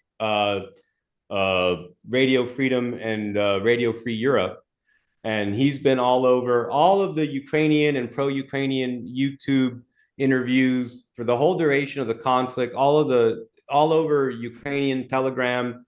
They have versions of it, of his interviews, and he's doing stuff for the past couple of years, like we said, with a lot of different outfits. Sometimes the people interviewing him are Ukrainian military in uniform. A lot of it, like I said, is Radio Liberty and Radio Free Europe. And he's been out there for a long time promoting their suicide cult. Like he said back during the Ukrainian spring offensive of 2023, was it? The spring offensive that started on June 4th. So it was summer, but like we say, it was the June 35th offensive and the May 35th offensive. They began to lose the thousands of guys a day. I mean, it was maybe 5,000 guys a day. It's on a couple of days in a row there. They couldn't punch through in Zaporozhye the way that they needed to. They couldn't get more than a few kilometers in, and they needed to punch about halfway through the whole oblast so that they could suppress the road along the south, right? So they could actually suppress the supply line, the Russian supply line along the Crimean, along the Azov and Crimean coast. So they were trying to get in there. They lost tons of equipment, all these Leopards and Challengers. It was this guy, it was this crook that was on those Radio Free Europe, Radio Liberty YouTube channels being cited by Ukrainian media as like a credible, legitimate. This is the former US commander of all Europe forces, guys. This is a 3 or 4 star general, retired, right? But this is top brass in the US. And he's saying that you guys can succeed and keep at it. Like they knew 5 days in that this was a non-starter. And they kept at it for how many more weeks? And all that news about, oh, they're going to get a toehold in this place. It never happened. They never got the toehold. I don't know how many they lost, 50 or 70, 80,000 guys. They repeated with a little bit more success in Kursk, but they wound up with the same defeat in the end. Another 80,000 guys, whatever, 200, 300 tanks, 2, 3, 4,000 IFEs and APCs. Really, really intense. And it's this guy that was promoting that these were viable, that they could succeed, that you ought to do them, So when it came to Victory Day in Russia, now we had people from the SBU speaking, again, in interviews, translated, oftentimes like Ukraine leaks or something like that. We'll translate it on Telegram. And these guys are saying things like, we have the means to attack Russia on Victory Day. We could definitely hit Red Square. We could definitely do it. But because there's like a few other heads of state there that would cause I think because the Chinese were there, basically, was what he said without saying it. Because I don't know of another, they wouldn't care if they hit Vucic or something. They wouldn't care. Maybe they wouldn't want to hit Aliyev or something. You know what I mean? But I'm just trying to think about who they would care about, who they would hit. But it was articulated anyway that just this arrogance, though, that like they could do it, but almost out of their own magnanimity that they're not going to do it. It's like, y'all are losing this guy. Your army is ready to break at the front line. And they keep this like law of attraction, like the secret, like just talk like you're winning. So that's, but this guy is a total, I've noticed him too. I mean, personally, I think good, let him keep flapping at the gums because it allows you to know like what he's a good source of knowing what is going on in the mind of Yermak or Zelensky in terms of what they're promoting in Ukraine. Because if you don't speak Ukrainian or you don't get like a lot of good translated little bits from the Ukrainians, he's a very good way to know what Ukrainians are being fed inside of Ukraine about how successful this or that operation is going to be. Especially like we said, like the spring or summer offensive a couple years ago. Kursk, he said that was going to be a super good idea. Remember, he said that Kursk was going to work out, that they might even dig in further, that they could encircle Belgorod, that they could exchange Crimea, they could exchange Donetsk for Kursk or something. I mean, he really was sold as a true believer in Ukraine's abilities, but I think he's been grifting the whole time.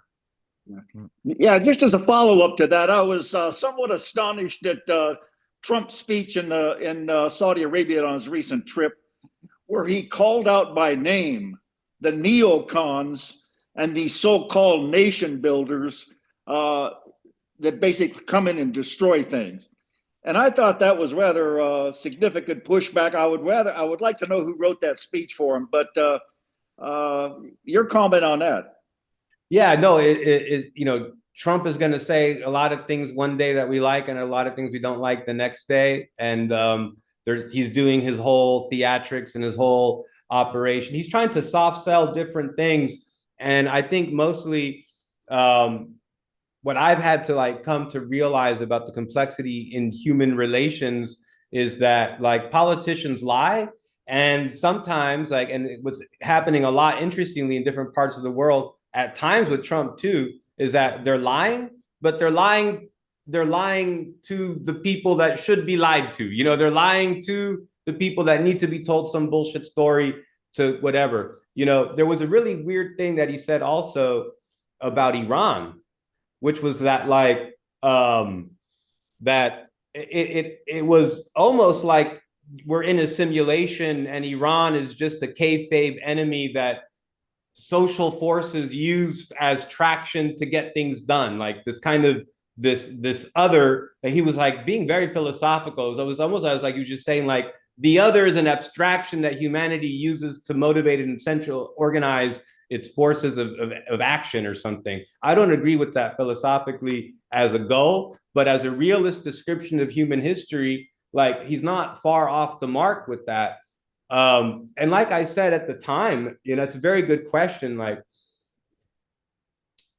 we live in a new day of diplomacy where these people can talk and speak candidly and build rapport, and they can it's the level of discourse has elevated to the point where you have people in a room that are negotiating, representing the country's national interests. And there's an understanding that that the people in the room are not extremists. They're not the personalities. They're just representatives of a state. And it's almost like in that old Twilight Zone episode where everyone just appears. They're like in some white room, like with white all around. And it turns out that they're all dolls and they're like, it's some Salvation Army thing, that they're actually dolls in a bucket. They're just kind of like the throneness of the situation, right? This kind of existential crisis of humanity, and you get leaders in a room together. The fourth wall has come down. They're totally talking directly to the public, and they're able to speak to each other about the circumstances that we find ourselves in. It's like you can imagine. It's the year 2025. You're like somebody Witkoff or Rubio, and you're talking to the Iranians, and it's like, we can't even articulate what makes you bad or wrong. Like we don't even, there's nothing that we can actually say that you've done wrong or is wrong, but the inertia of our histories has brought us to this point. Like our system is arranged on, you guys play the role of the bad guys. Your system is arranged on, and probably right, that we've been pushing on you, but that's your narrative too. And you need that. Like what would happen if Iran didn't have an enemy in the United States? Like what would happen if Iran didn't have an enemy in Israel? Well, there'd probably be a bigger focus on wealth redistribution and inequalities within Iran. It's not the worst country, but there's always room for improvement.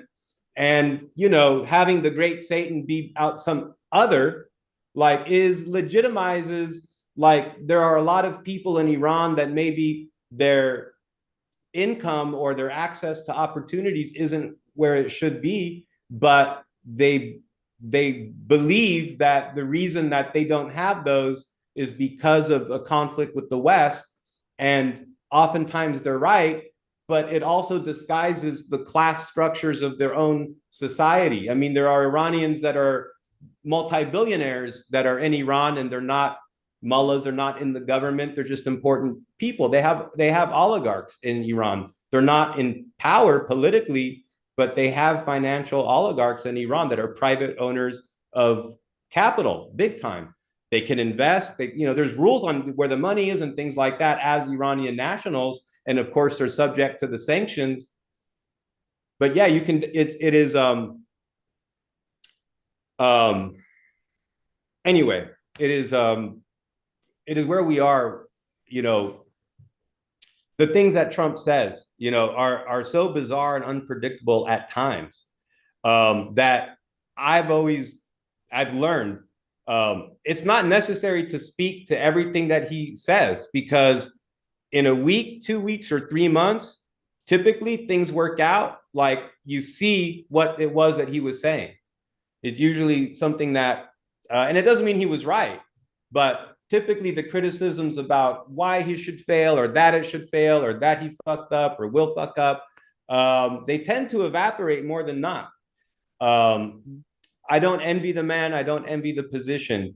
I think the United States has like overly invested in so many messed up projects that have their own inertia budgets going for years. The whole deep state, like it's beyond my comprehension that the direction the United States was headed on in the post-Cold War moment in the 1990s, unipolarity and the culture of victory, that kind of triumphalism of American supremacy that was expressed in this kind of soft-pedaled social democratic globalization language. All of that was an ideological construct that was meant to normalize where the center of the world is and who dictates norms. It was the collective West. So Trump is a conundrum. He's a riddle wrapped inside of a mystery, wrapped in an enigma, and so forth, right? But people have accused him of so many things over the years. Like there's so much legitimate criticism of U.S. policy that he is in charge of ultimately and responsible for. But the criticisms that tend to be amplified in media tend to be going to this point of absurd reduction of, therefore Orange Man bad. Not here's 6 things that he did good, here's 5 things he did bad, and what does that mean about the state of American power? Not like Trump, the personality, like, we're talking about the direction of the American system and how it's recalibrating in light of multipolarity, and Trump, art of the deal, the whole sales is like to make losing look like it's winning. It's like, in other words, it's like, instead of saying we can't afford to maintain our empire anymore, why don't you say something like, we're sick and tired of being so friendly and generous with countries that don't give us anything back. Like, we're not going to do that for them anymore. It's like, that's a funny way of saying that you're losing the empire, but that's how you would spin it. Like, think about all of the voters, the low information voters. It's a very strange distribution. Like there's very strange, obviously, like people know, like, that I have said Trump is a better president than Biden. People have said that, no, I've said that Trump would be a better president than Biden, and that Trump would have been a better president than Clinton. And I think that Trump was a better president than Obama.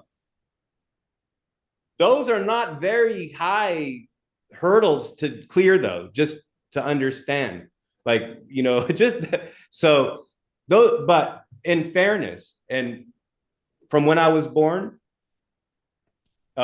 he is the best American president in my lifetime.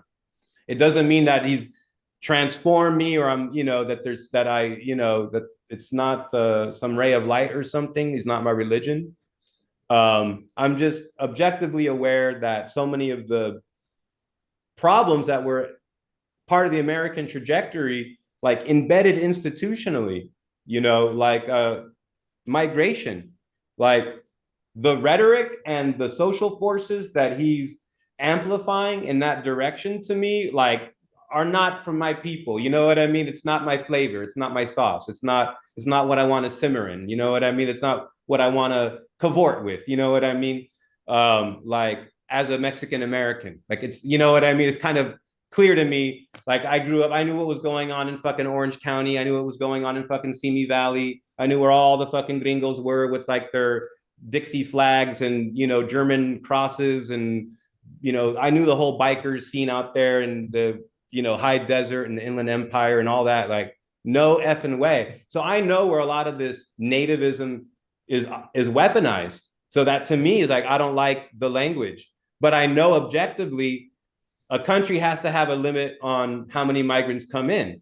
So what is that number? Has anyone ever articulated a number or what the goal of it is? Like, if the goal is like crisis, the world's a crisis. If the issue is poverty, let me introduce it to 5 billion people living in poverty. Can we put them in the United States? Like, is that how this works? No. So there's a lot of things that are like, I see that they're getting done, and I separate it from the rhetoric. And then other things, I'm like, this is irretractable direction of American power. Like America got welded to Zionism, and you're not going to unweld. It's like something from The Thing or something. It's like a sci-fi thing. It's a melded monster, got two heads, the arms are all everywhere. United States and Zionism are like, rah, like this.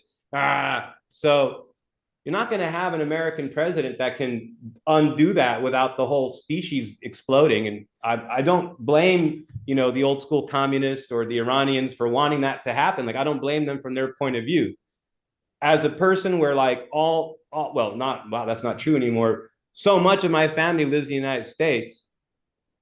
I don't want bad things to happen. Like, people I went to school with, people I grew up with, they're human beings. They're not more or less deserving than anyone anywhere else in the world. And they're not the reason for the problems in the world. It's not American people. So I like this not blaming American people, and I like this not blaming white people thing that some people like Trump around. Like, I totally understand that the politics of that. Like, I'm so sick and tired of the Democrat race politics and all of this stuff.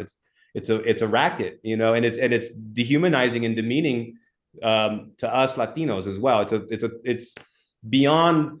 Anyway, it's like they talk about getting off the plantation, and we talk about getting off the hacienda. The Democrat hacienda, because they have their own little game, their own little ways of in group and out group, and who's down enough and who's brown enough and all this shit. So it's they made promises for decades and generations and never ever even got close to fulfilling them. And back when the newspaper was like low resolution and can just say, oh, it was defeated. But when like C-SPAN came out and people started looking like, wow, these fuckers are voting for the thing they just said that they were against. Like, these saying we just elected them and they're voting for it.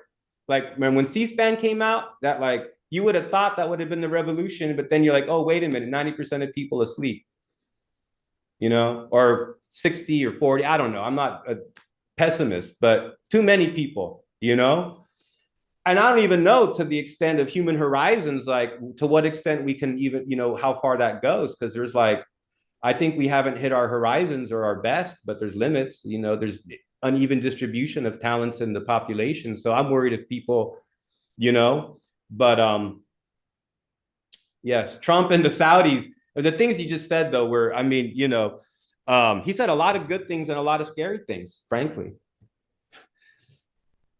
Okay, we got a two-part question from Carlos. Carlos, you still there? I'm here. Can you hear me? Yes, sir. Go for it. Okay, wonderful. Yeah, so always enjoy these conversations. They're always so much fun. So, Joaquin, I understand and assess everything that you're saying, and I think that, for the most part, I think there's some of the low-lying frequency topics that amplify in the perspective of the American persona, the border, the trans, the gay, all those to me are expansion of the left-right paradigm. They resonate with the low-frequency voter who resonates more with the emotional construct of perceiving those things as wins. They're real. Don't get me wrong, they're real. But to me, being more of an intellectual voter, I look at more of the more significant things that potentially can impact our country. So I want your perspectives on two different things. One being which, like when you look at cycles, right? Like when you look at cycles of currencies and dominations of currencies, the dollar has held the reserve currency for well past the expansion of time. And typically there is a global event that triggers a change in that. And thankfully, we haven't had that. We haven't had a world war that's happened. So I want your perspectives on like, what that looks like in terms of that monumental shift away from the dollar to me that's happening that most people aren't acknowledging in this. And the second phase of that is that by design, I think that much of what Trump is doing is we always thought about here in the United States, we thought about a black swan event, that's something that would happen to some type of economic collapse and a reset of the economy here. And I think by far what Trump has done with these tariffs and everything is really push that paradigm away from people wanting to invest in the dollar. So to me, is that like, are we witnessing a self-manifested collapse of the current economic system?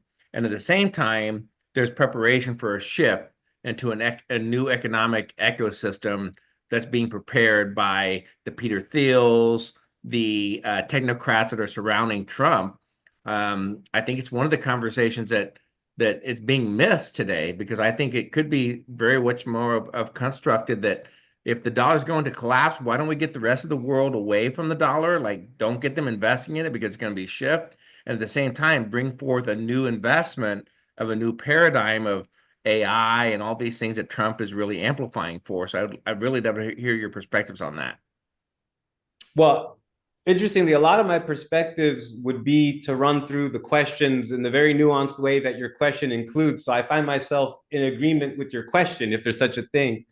But I think that the strategy of globalism, which was contingent upon the division of Russia and or the capture of China, some combination, whatever, failed.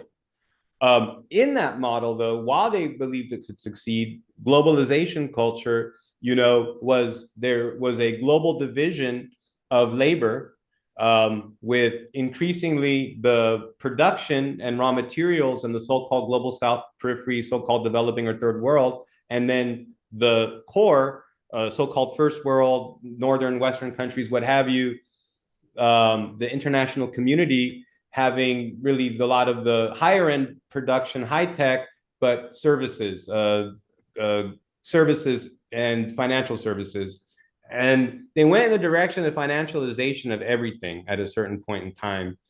And a lot of people would say, like, from the 70s onwards, they were like locked into the total financialization of the whole economy. Like even things that shouldn't be brought into the arena of speculation, those things were financialized. The fight in our lives today is over like water and rainfall. Like, are you allowed to collect rainfall, right? I mean, so those are important. Like, understand where we're at in this question, right? So I found that the ruling class in the West had to get into a big fight with themselves about which way forward. And it's not going to be a anarcho-libertarian, flat horizontal flattening of the society after some black swan event, coup, revolution, war. I mean, Lenin and Mussolini had in the time of World War I, like, concretize a lot of their thoughts around this war revolution thesis, that you have a war related black swan event, and then you have a revolution, because during these conflicts, all of the processes are sped up and all of the contradictions are banging against each other more loudly because the whole machine is under more pressure. So all the defects are more pronounced, and then the thing can come apart, like, right? So, and instead, like you're saying, And what I'm saying, maybe an answer or an agreement with your question is like, so what are the alternatives in the West for the United States? So you're going to need to get as much agreement among as many of the oligarchs as possible to move against their older position, which was contingent upon the financial services economy, globalization, which was the Washington Consensus, right? Which was the main idea was that for the foreseeable future, and if we can help it forever, like the majority of all capital revenue streams were going to make their way back to the city of London and New York City, Wall Street and London. And if that was going to be the way it worked, we're going to call that globalization. You know, we're going to have the It's a Small World After All and all the Walt Disney stuff and the Kumbaya and the, you know, Globo culture and I want to teach the world to sing and all this stuff. And that everything was going to be happy. So then, of course, we hit some weird problem 20 years ago and the Russians weren't in line. And then within a few short years, Georgia failed to invade themselves, and then Russia came in to save the South Ossetians and Abkhazians. And ever since then, you've had like this more going in this, you're not going to, they failed to really, I said before that, and Matt's a much bigger expert on this question, but they failed to capture China, right? And then they failed to get Russia. So now they can't, this whole globalization scheme is not going to work. Again, that globalization scheme was based upon a global division of labor with labor and raw material and manufacturing of many things happening in the third world. And in the first world being a, you know, they were debating credit cards or, or universal basic income. You know, that was like is it going to be credit cards? Is it going to be UBI? Is it a service economy? Is it a public sector? Is it welfare? Is it credit cards? How are we going to do it? So that's my sense of the history. And then now they're like, wait a minute, we don't have all this power. We're not calling that we have enough prestige, status, nukes, the dollar, like it's customary because of its fiat and tradition that countries will hold it for country to country transactions, but they don't have to. And they're going away from it naturally, but just at the rate of custom and comfortability for both parties in agreement. This is either at the corporate, typically national level, but you have, transactions occurring not in the dollar, and countries are balancing their profile of reserve currency holdings as well. And like, it's not that they're going against the dollar, but that a lot of them, like there's a lot of reports about like what China dumps or trade war stuff, but countries generally hold the dollars, but moving forward, they're like augmenting, or when they're purchasing like new currencies, these are like not non-dollar. So a lot of yuan, but others too could be interesting at a given moment. Like after Trump announced the huge tariff thing, I mean, the euro to dollar like went crazy. It went from, I think about 90, it went from about 95 or 96 euro cents to buy a dollar to 87. And it was the worst exchange of dollar euro for the dollar in 5 years or maybe 10. I remember in 2012 and 2013, it was very normal for the dollar to be, 118 or something. Like it would cost $1.18 to buy a euro. I remember that was the standard regimen to expect. I think I think it's gone more in the direction of being closer, like more in the direction of parity, like as a trend in the last 10 years. But ever since April 7th or something like this, or whatever it was, you can fact check the date, but whenever it was that Trump announced the whole tariff thing at first, that's when the euro and dollar like went totally, and it actually had such an effect. It had actually such an effect on the projected trade, because this is actually like, you think, oh, Europe wants a strong, well, they're having a problem with Trump's proposed tariffs. Just understand what happened.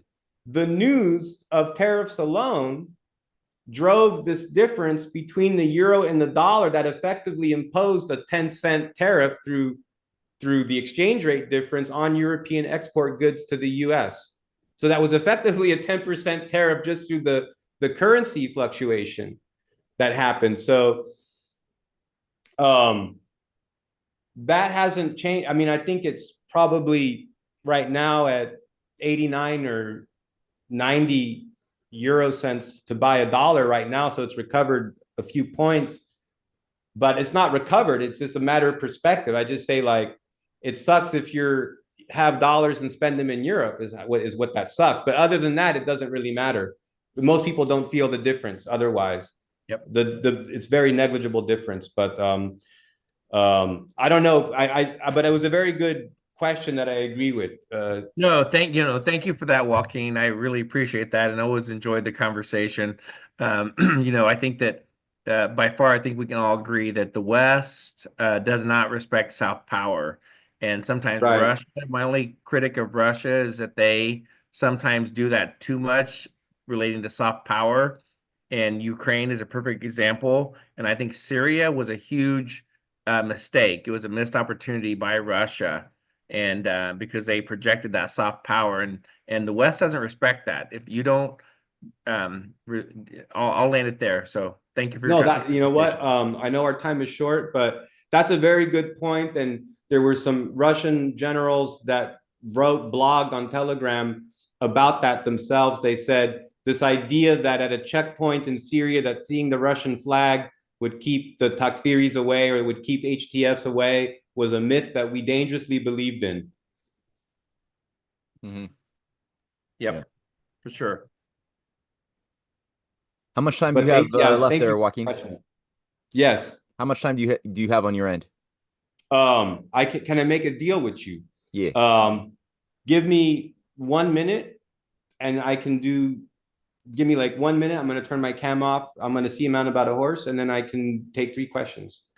We only need 2, but it's and there we go. Then Marty Seath. So that's going to be a big little exposition question. But yeah, okay, take a minute. Sure. Matt, you can fill the void. Matt, you fill the void for 1 minute, and then he can come back. Yes. Okay, I'll do the sideshow here. Okay. All right, you do your thing, Joaquin. All right. I'll be right back on.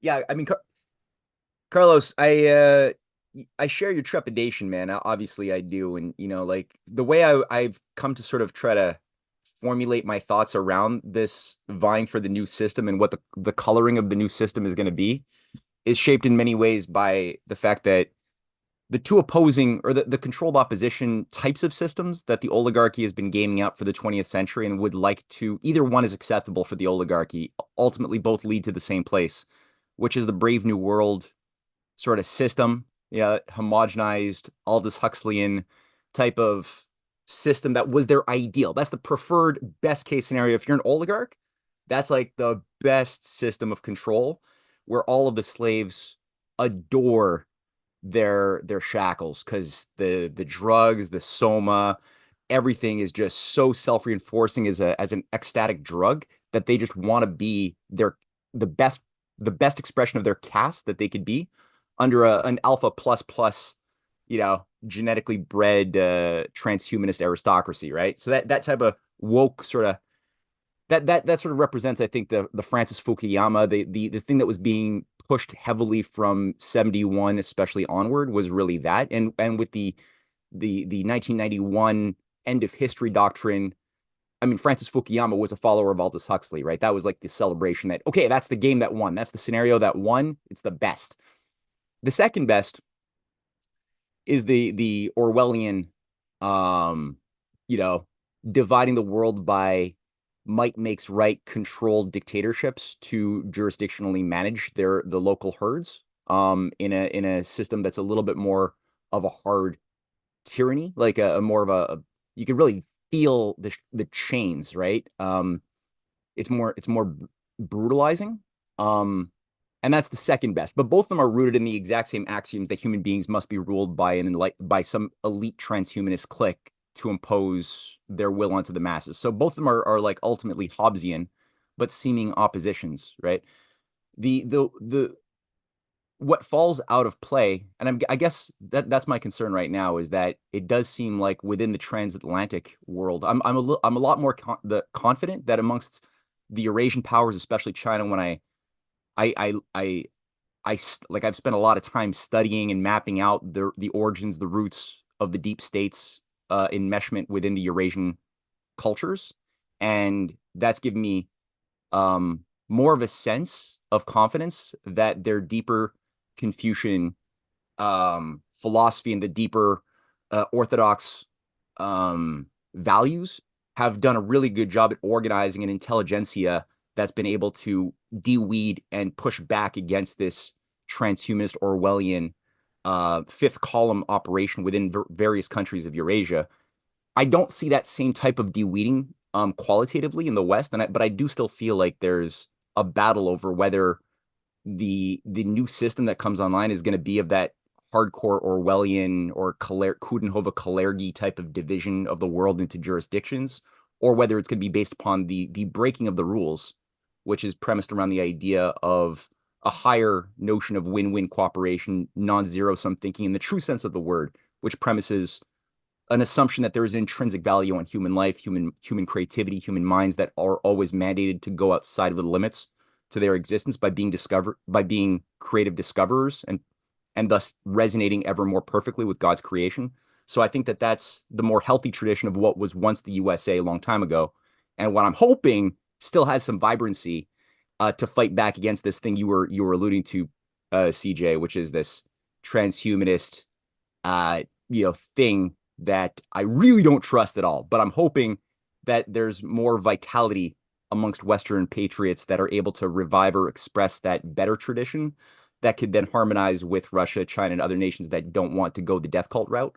So that's the way I'm thinking about the battle lines in that sense. I don't know. I don't know if you heard any what I said there, Joaquin, but that was my waxing. I caught half, so but I don't know what the question was. I was just chiming in on how I share many of CJ's concerns, right? About the more nefarious idea of solving the or creating a new system founded upon a more yes.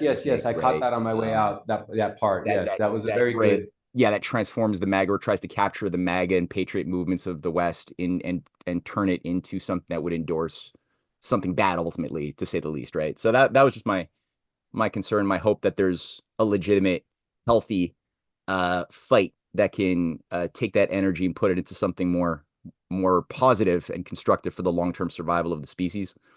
So yes. Yeah. All right, so we got time for Marty and Jerry. Marty, are you still there? Yeah. Martin Seif. There we There are. you go. Okay. Thank you. Again, first of all, Joaquin, thank you. We're indebted to you again. I mean, I'm very conflicted whenever you speak because one learns so much. It's a masterful presentation. And the reason I'm conflicted is I agree with everything you say, and I wish I didn't because the picture is so depressing. And I wish the picture either was not depressing, or I wish I could fiercely argue, no, you have to get it wrong here, you must be wrong there. But no, that's what makes it so frightening. You're right, and it's very clear that you're right. So what I have to say is not anything central to be either arguing or debating with you or bringing up major new points, but hopefully in a couple of areas where you pointed out this ambiguity, to at least throw in a few sense from the perspectives I've had and get your feedback on them.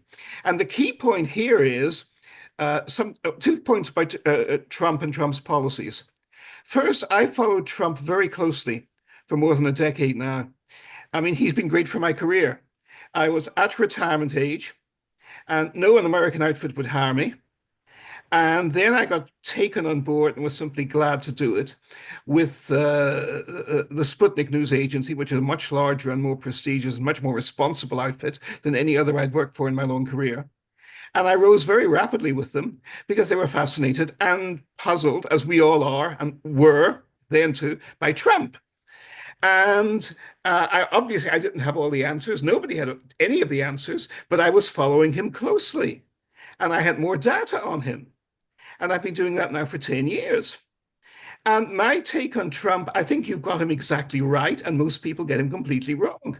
The key point about Trump is he's a New York, from Queens. He's a construction magnate from New York. He loves being from New York. And he's good at business. And he's declared bankruptcy several times when it was in his rational interest to do so, and bounced back from each of them. My argument is always to the liberal idiots at the New York Times: we need more presidents like that, since the United States has been bankrupt since Lyndon Johnson's day. We need more presidents who are good at declaring bankruptcy and coming back from them. Exactly. And you're laughing. You and Monty are laughing for exactly the right reasons, because you know it's not just a joke. This is really the case. And the key point to Trump, to me, is, again, I've covered so many presidents and known several of them personally and seen them in private moments. I've seen a president of the United States in person drunk, and he was completely different from what he was in public. And I can be specific about this: the late George Herbert Walker Bush. Now, what did he look like in public? He looked very prissy, a little effeminate, bit of a wimp, and very much an upper class elitist from, a good private school. But you get a drink in him, and the entire body language changes. And he becomes a womanizing, leering, takes no nonsense, tough and mean as shit. Ladies have apologized for it. A tough and mean as shit Texas oil man. That was his existential reality. He was another Lyndon Johnson at heart. And when you see that, you understand why, beneath all the pious talk of peace in our time, what have you, there was going to be a new world order. And it was going to be on not just American terms, but Republican terms, plutocrat billionaire terms, and Texas plutocrat billionaire oil terms, because that's where he was from, and he wasn't going to take no shit about it. So one sees people are different. In Trump's case, everyone sees Trump the exaggerator, Trump the liar. And Trump is surrounded by people who hate him and everything he stands for, thinks he stands for. Trump is very consistent. And you rightly say again, I fully agree with you, this is not totally a good thing by any means. There's both good and bad to it. And I love your assessment of Trump, because, again, selfishly, I agree with it 100% with the way you put it, that, like you, he's the best president I've seen in my lifetime, at least since John Kennedy was blown away. But also, that doesn't make him God, and it doesn't make him perfect, and it doesn't make him ideal. And the flaws are huge and real too, but difficult often to find out what they are. But now we come down to the specifics within this, and that is his grand strategy towards Russia and China. And I have no doubt about this whatsoever. He has a grand strategy. He is consistent to it.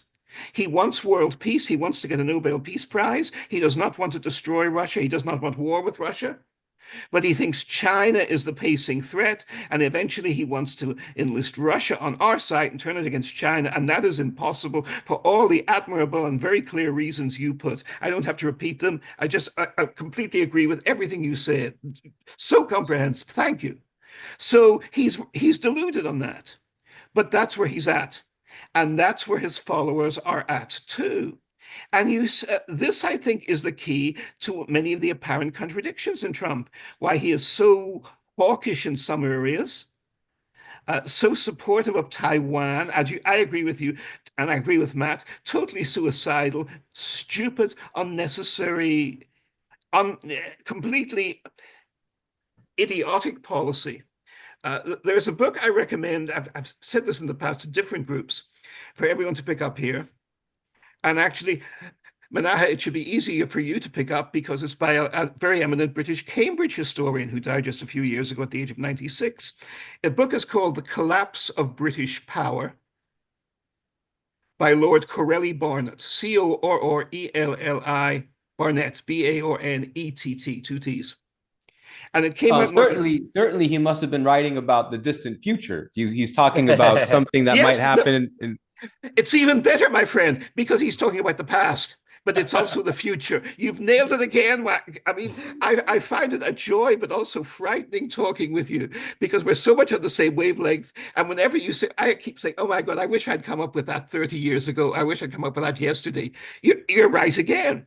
The book is about basically the collapse of British power in the 1920s and 1930s, how they had these selfish elites who are also, in many respects, incredibly stupid and idealistic. And there's one huge theme in Barnett, which we haven't gotten around to touching on here greatly, but that is how deindustrialization ties in with total ignorance of science, of applied science, of physics and chemistry. You can only believe in wind and solar power if you are totally piss ignorant of where electrical generating capacity comes from. And this is true of the Greta Thunberg crowd, and Obama and Biden were excellent, outstanding examples of being idiots this way. And Trump stands up, and so is, of course, the repulsive little stupid junior George Bush, a man who was actually quite tall, 5'11", but I met him many times, and he looked smaller. He really was an insecure creep. Right? Whereas the father was the opposite. There was much more formidableness and ruthlessness and brilliant intellect there hidden. And all the most successful American presidents have, apart from FDR, who was hated for this very reason, have hidden how smart they are. Harry Truman wasn't smart at all, so he was loved. Eisenhower was smart and ruthless. JFK, of course, was brilliant and didn't hide it, and so that's why they had to blow him away. Nixon wasn't remotely as smart as he thought he was. Reagan was a lot smarter than he thought everybody took him for. The first Bush was brilliant, formidably, frighteningly ruthless and brilliant. And he knew how to hit it so well that he lost an election over it because people, the American public swallowed. And of course, this is a key point that you've been saying too, and it's central, that elites are not God. They're not as omnipotent as they want to be and think they are and always aim to be. They always overreach. But the one key point, again, I want you to come back to and then finish here and get more feedback from you on it, is Trump wants peace with Russia genuinely. He may not get it because the opponents, both in America and Europe, are so implacably opposed to that agenda. But he imagines, and so that he can, he thinks China is the ultimate threat, which again is suicidal and stupid and useless, but he believes it. And so does Marco Rubio. And I think Vance does too. And so does certainly Senator Josh Hawley, who on ending the Ukraine war, I found to be admirable. But he's a China hawk. And I think this is the key to so many of them. And you have already pointed it out, that even when they're sincere in wanting peace with Russia, they're not going to get it, because they don't know the Russians at all, they don't know the Chinese at all, and most of all, they don't realize that the Russians and the Chinese are systematic and serious and consistent, and recognize that Americans are not, and that even if the President and Secretary Rubio are consistent in what they do believe, and I believe they are, this could be reversed tomorrow. They could be out tomorrow. I mean, I'm very concerned that Vice President Vance and President Trump should not appear much in public, especially if it's announced in advance, because together they're much too tempting a target to take them out. And once you've got them taken out, whoever you can ease in can get rid of legally, peacefully, constitutionally. You can get rid of Secretary Rubio and anyone else who is even half working for peace. So I'm concerned about that. But I finish here. That's the key to two keys to me. First, Trump is much more consistent and even honorable in both good and bad ways about his policies. And while he lies a very great deal, and as you say, every day and week he's all over the place. And as you rightly say, we have to shrug a lot of that off. I think, again, your analysis should go to every major policymaker in Western Europe and North America, because it's central to understanding the conundrum of the president, but also to how he's fundamentally well-meaning and how so much of the West is totally ignorant of this. I mean, just one other aside, I got an email from a friend in the Middle East. He's actually Canadian and Scottish by background, though he's hung out in the Middle East for many years. And he's a nice guy, but he's an old-fashioned liberal. He's an idiot. He thinks he's so well-informed. And everything he believes comes straight from the op-ed page of the New York Times, Right. or the Times of London, or most of all the BBC, of course, right? And he thinks he's so thoughtful. And if only we could, he wants to get rid of Netanyahu. Well, who doesn't? But he thinks if only we can also get rid of Putin, evil Putin, and evil President Trump, Well, la-di-da, how wonderful the world would be. And that's what they want them to believe, and they swallow it. But anyhow, I very much like, again, your further input on either to pour cold water on this, or on the perception of the American attitude on Russia and China. Because even when they're sensible on Russia, I think they're incredibly stupid and ignorant in China. It almost makes me, and thank you for your kind words and your words of support, Martin, coming from an esteemed intellectual and person with the history and background as yourself. It means a lot to me, and so thank you, first of all, truly. I think you're exactly right. When I think about the China rhetoric, it reminds one of the Pied Piper of Hamelin. It reminds one of the Children's Crusade. Remember the Children's Crusade? It reminds one of like these. As I said, when I hear it, I'm less worried about the more rhetoric I hear against China from Western officials, the less worried I am, because I know that it is so unrealistic. But the very good question, the dangerous and scary thing that you raise, is that many of them actually believe that it's possible. And so they're going to do things that go in the direction that could lead to the very unwinnable confrontations. Like, just because they're not going to win them doesn't mean there's not going to be a very high degree of mutually assured destruction. It may be survivable, but a very high degree of mad will go down in the event of a West versus China conflict. So it almost makes me wonder if there are certain like inevitable forces, whether they're human, psychic, extra-human, vampiristic, floating out around there in almost a way like, like in a horror movie or something, that it makes you wonder if there are like other entities, if you will, Martin, that are like inserting themselves in this, because, they clearly, there's definitely some problem wavelength in humanity, and it's hard for me to determine whether that's being created, reified, like whether that negative vibration, or if it's, if it's just a part of the conflict of that humanity encounters on this plane, on this particular plane of existence that we're in. But there's definitely what appears like so often like as almost something Manichaean, like a duality or something. And on this kind of weird dark side, like it almost makes you wonder, like, if you wanted to have peace and you had to deal with this dark side, and so much of that dark side is, like you said, suicidal, or believing that they can actually succeed in a conflict against China. It makes me wonder, like, to what degree there's almost some other entity or a psychological operation. I mean that playfully, only because it's so ridiculous, the line that they're on with it.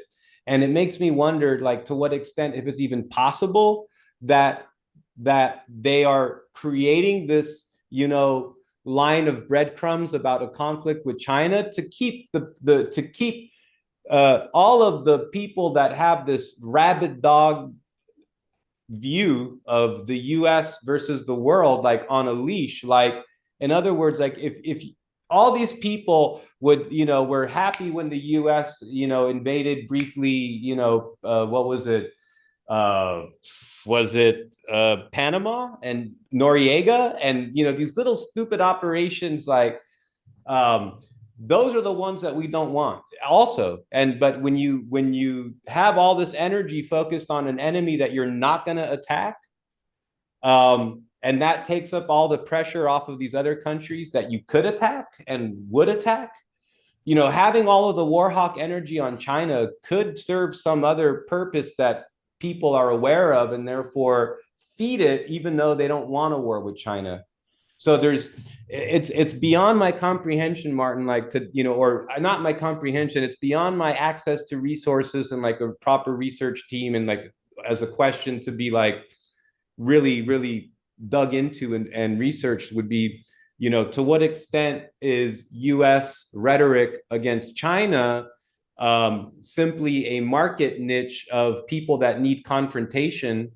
And can we fill that market niche with China? Because there's no chance that we're going to attack China. That's my hope anyway. You know, maybe that's wishful thinking because on the route that they attack China over something as stupid as Taiwan, which you know, Soros created that mess in the first place. Like China and Taiwan was resolved already. It was just a matter of time to get Taiwan into the system in the same way as Hong Kong, you know, just the, you know, one country, two systems.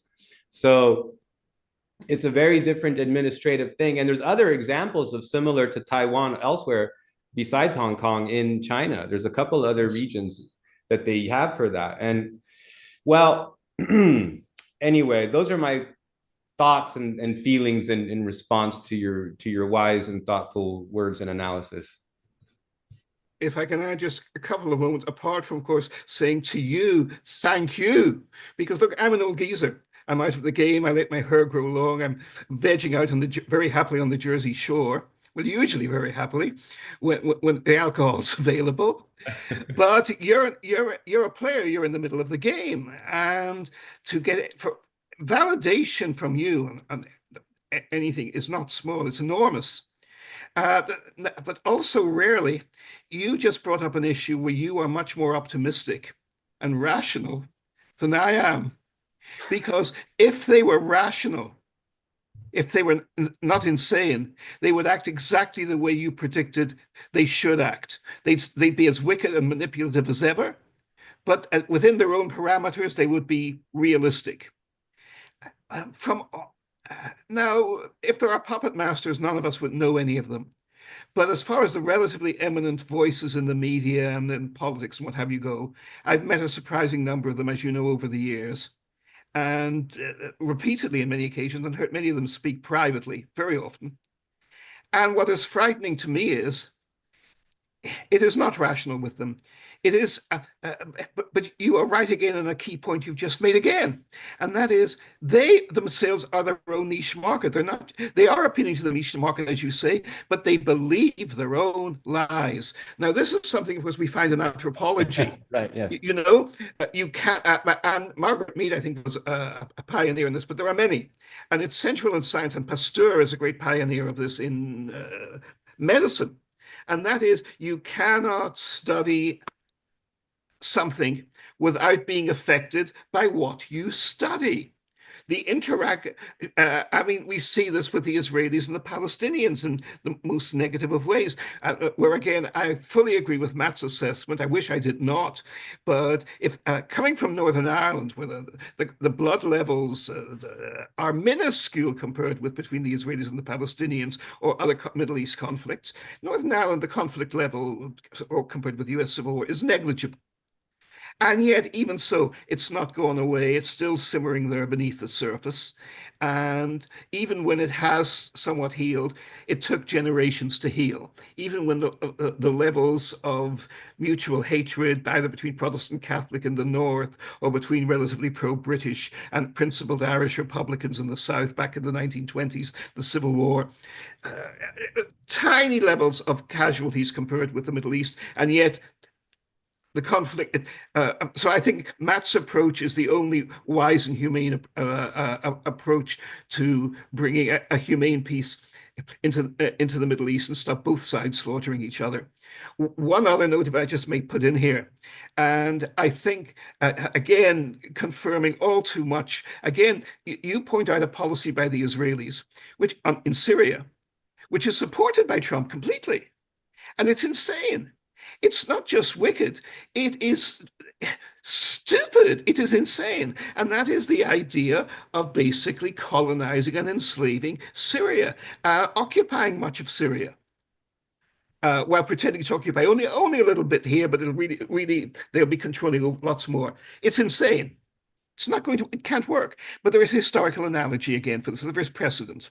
And this is in 1919, our old friend Winston Churchill and Woodrow Wilson, not Woodrow Wilson, actually. Wilson was so piss ignorant, he didn't even know what they were doing. David Lloyd George, Winston Churchill, those great champions of human dignity and human freedom, gave their friend Venizelos, the Prime Minister of Greece, with an army they themselves had equipped as wonderfully well as we have equipped the poor Ukrainian army, to carve out an enlightened, civilized Western empire, make sure the Turks could never rise again, and occupy and colonize all of Asia Minor. What could go wrong? Right. What could go wrong? Exactly. Within 3 years, more than 2 million Greeks had died, and the Greek civilization, which had lived in generally peace and prosperity and protection under the Muslim Turks for 1,000 years in Asia Minor, was totally gone in a war that was not of religion, but was of nationalism. And it was yet another of Churchill and Lloyd George, Clemenceau too, but mainly Churchill and Lloyd George, endless, repulsive, obscene bloodbaths. And that's what Trump is making the same mistake by empowering Netanyahu in Syria. I mean, the Israelis can't even get control of Gaza. They occupied it 3 times in a matter of hours in 1948, in 1967, 1956. And this time, after coming up more than a year and a half, coming up towards 2 years, they're still losing. And if they can't take Gaza, they're going to colonize all of Syria, but they're serious about it. And it's the same as this dream of weaponizing Russia against China. It's unbelievably stupid. Obviously, it's wicked, but it's also, above all else, mad and stupid. And I'm sorry, I must stop here, but the one final point to go with it, I'm watching now, and I recommend to everyone here, it's available on YouTube, certainly in the US and Canada, and probably for all of you. I just wrote a piece for Pluralia comparing Elon Musk to a fictional character, the mysterious German Jewish banker called Augustus Melmoth in the novel Anthony Trollope's novel, The Way We Live Now, written 150 years ago in 1875. And there is a wonderful British television adaptation of it made nearly 25 years ago. And it's all available on YouTube, The Way We Live Now. And they have a fabulous actor playing Melmoth. And it's Poirot. It's David Suchet. Yes, Poirot. Yes, yes. And he's such a fabulous actor. You would never believe it's the same man. And it's not because of the makeup. It's because existentially he was Poirot. And he loved Poirot. He often described Poirot as my best friend. From the BBC's Agatha Christie. Yes, exactly. And that's the man. And he plays Melmoth. And I did an article for Pluralia in which I basically said, this is prophecy. Melmoth is Elon Musk. And Musk is now crashing. Why is he crashing? Because like Melmoth, Musk is basically a talented, ruthless financier, but on a very small scale. When we're first introduced to his offices in the book and in the TV show. Marty, oh, sorry, I've got to finish. Yeah. Yeah. One character says to another, this doesn't look like the place for the most powerful financier in Europe to be operating from. It's nothing. This is Musk. He operates with a handful of people. He always wears that ridiculous MAGA cap. He always dresses like a schlump. This is not the way billionaires, serious people, even when I know when I'm in public to throw on a tie and a shirt, But that's the point. And it comes back to Trump too. When great empires are dying and declining, they get vision. They get the vision thing. Right. Yes. And the bigger the vision, the more unsustainable it is, and the more certain it is to crash. And we see this in Ukraine. We see this in Trump's policy towards China. And we see this, what brings Melmoth to grief is the idea that destroys him, that you can build a transcontinental railroad from Salt Lake City to Veracruz in Mexico, and people will want to travel of it. I've been to Salt Lake City. Nobody wants to go to Salt Lake City. You can't get a drink there. It's all Mormons. Right? And nobody to this day in Salt Lake City is interested in going to Veracruz on the Mexican coast. And nobody in Mexico is interested in being bored stiff in a place where there's no tequila up in Utah. Right? How much more insane was the idea 150 years ago? But Trollope understands this. And Melmoth falls in love with the idea, and the idea destroys him. And this is what's happening to Elon Musk today. The more visionary his ideas, the more they are certain to crash and destroy him and everyone with him. And that's the problem with Trump. He was pragmatic in his first term. He's far too visionary in this term. He talks about it. Finishing here, he always says, I'm not going to listen to the opinion polls. You'll thank me later. No, Mr. President, we won't. You mean well. But you've got too much of the vision thing. Again, Joaquin, thank you so much. Oh, thank you. Thank you. Thank you, Marty. Joaquin, do you want to say anything to that, or do I go on to Jerry? I'd like to go line by line through what he said and deconstruct it. No. All right, we're doing an all-nighter. No, he right. has said it all. But this funny thing, the civilization that we're on, where oligarchs have so much power that their personal pet projects and their personal philosophies and visions become, like an extension of your culture, and it gets disguised as philanthropy when it's really just their own pet project. It's very American. It's very, it reminds one of even the Van Camps and the Mellons and the Rockefellers and the higher level philanthropy that they would get behind over the years. And the type of culture that they tried to both purchase and create with it, my connection with that, and I won't keep you guys, but growing up when I did at the height of the Cold War, the Soviets were like so fixated on promoting a popular culture that was a high culture, and they amplified that globally. Their focus on athletics, on the opera, on ballet, on classical music, the arts, fine arts, painting, sculpture, and so forth, and then accomplishments in the sciences, technical medicine, and so the Western response, and it's by promoting that we have these brilliant inventors and brilliant oligarchs and stuff, was never to me as solid of a narrative as the Soviet one, actually. So it's funny as it turns out to be, because it in truth, these are collective efforts, and the idea of the genius inventor is kind of one that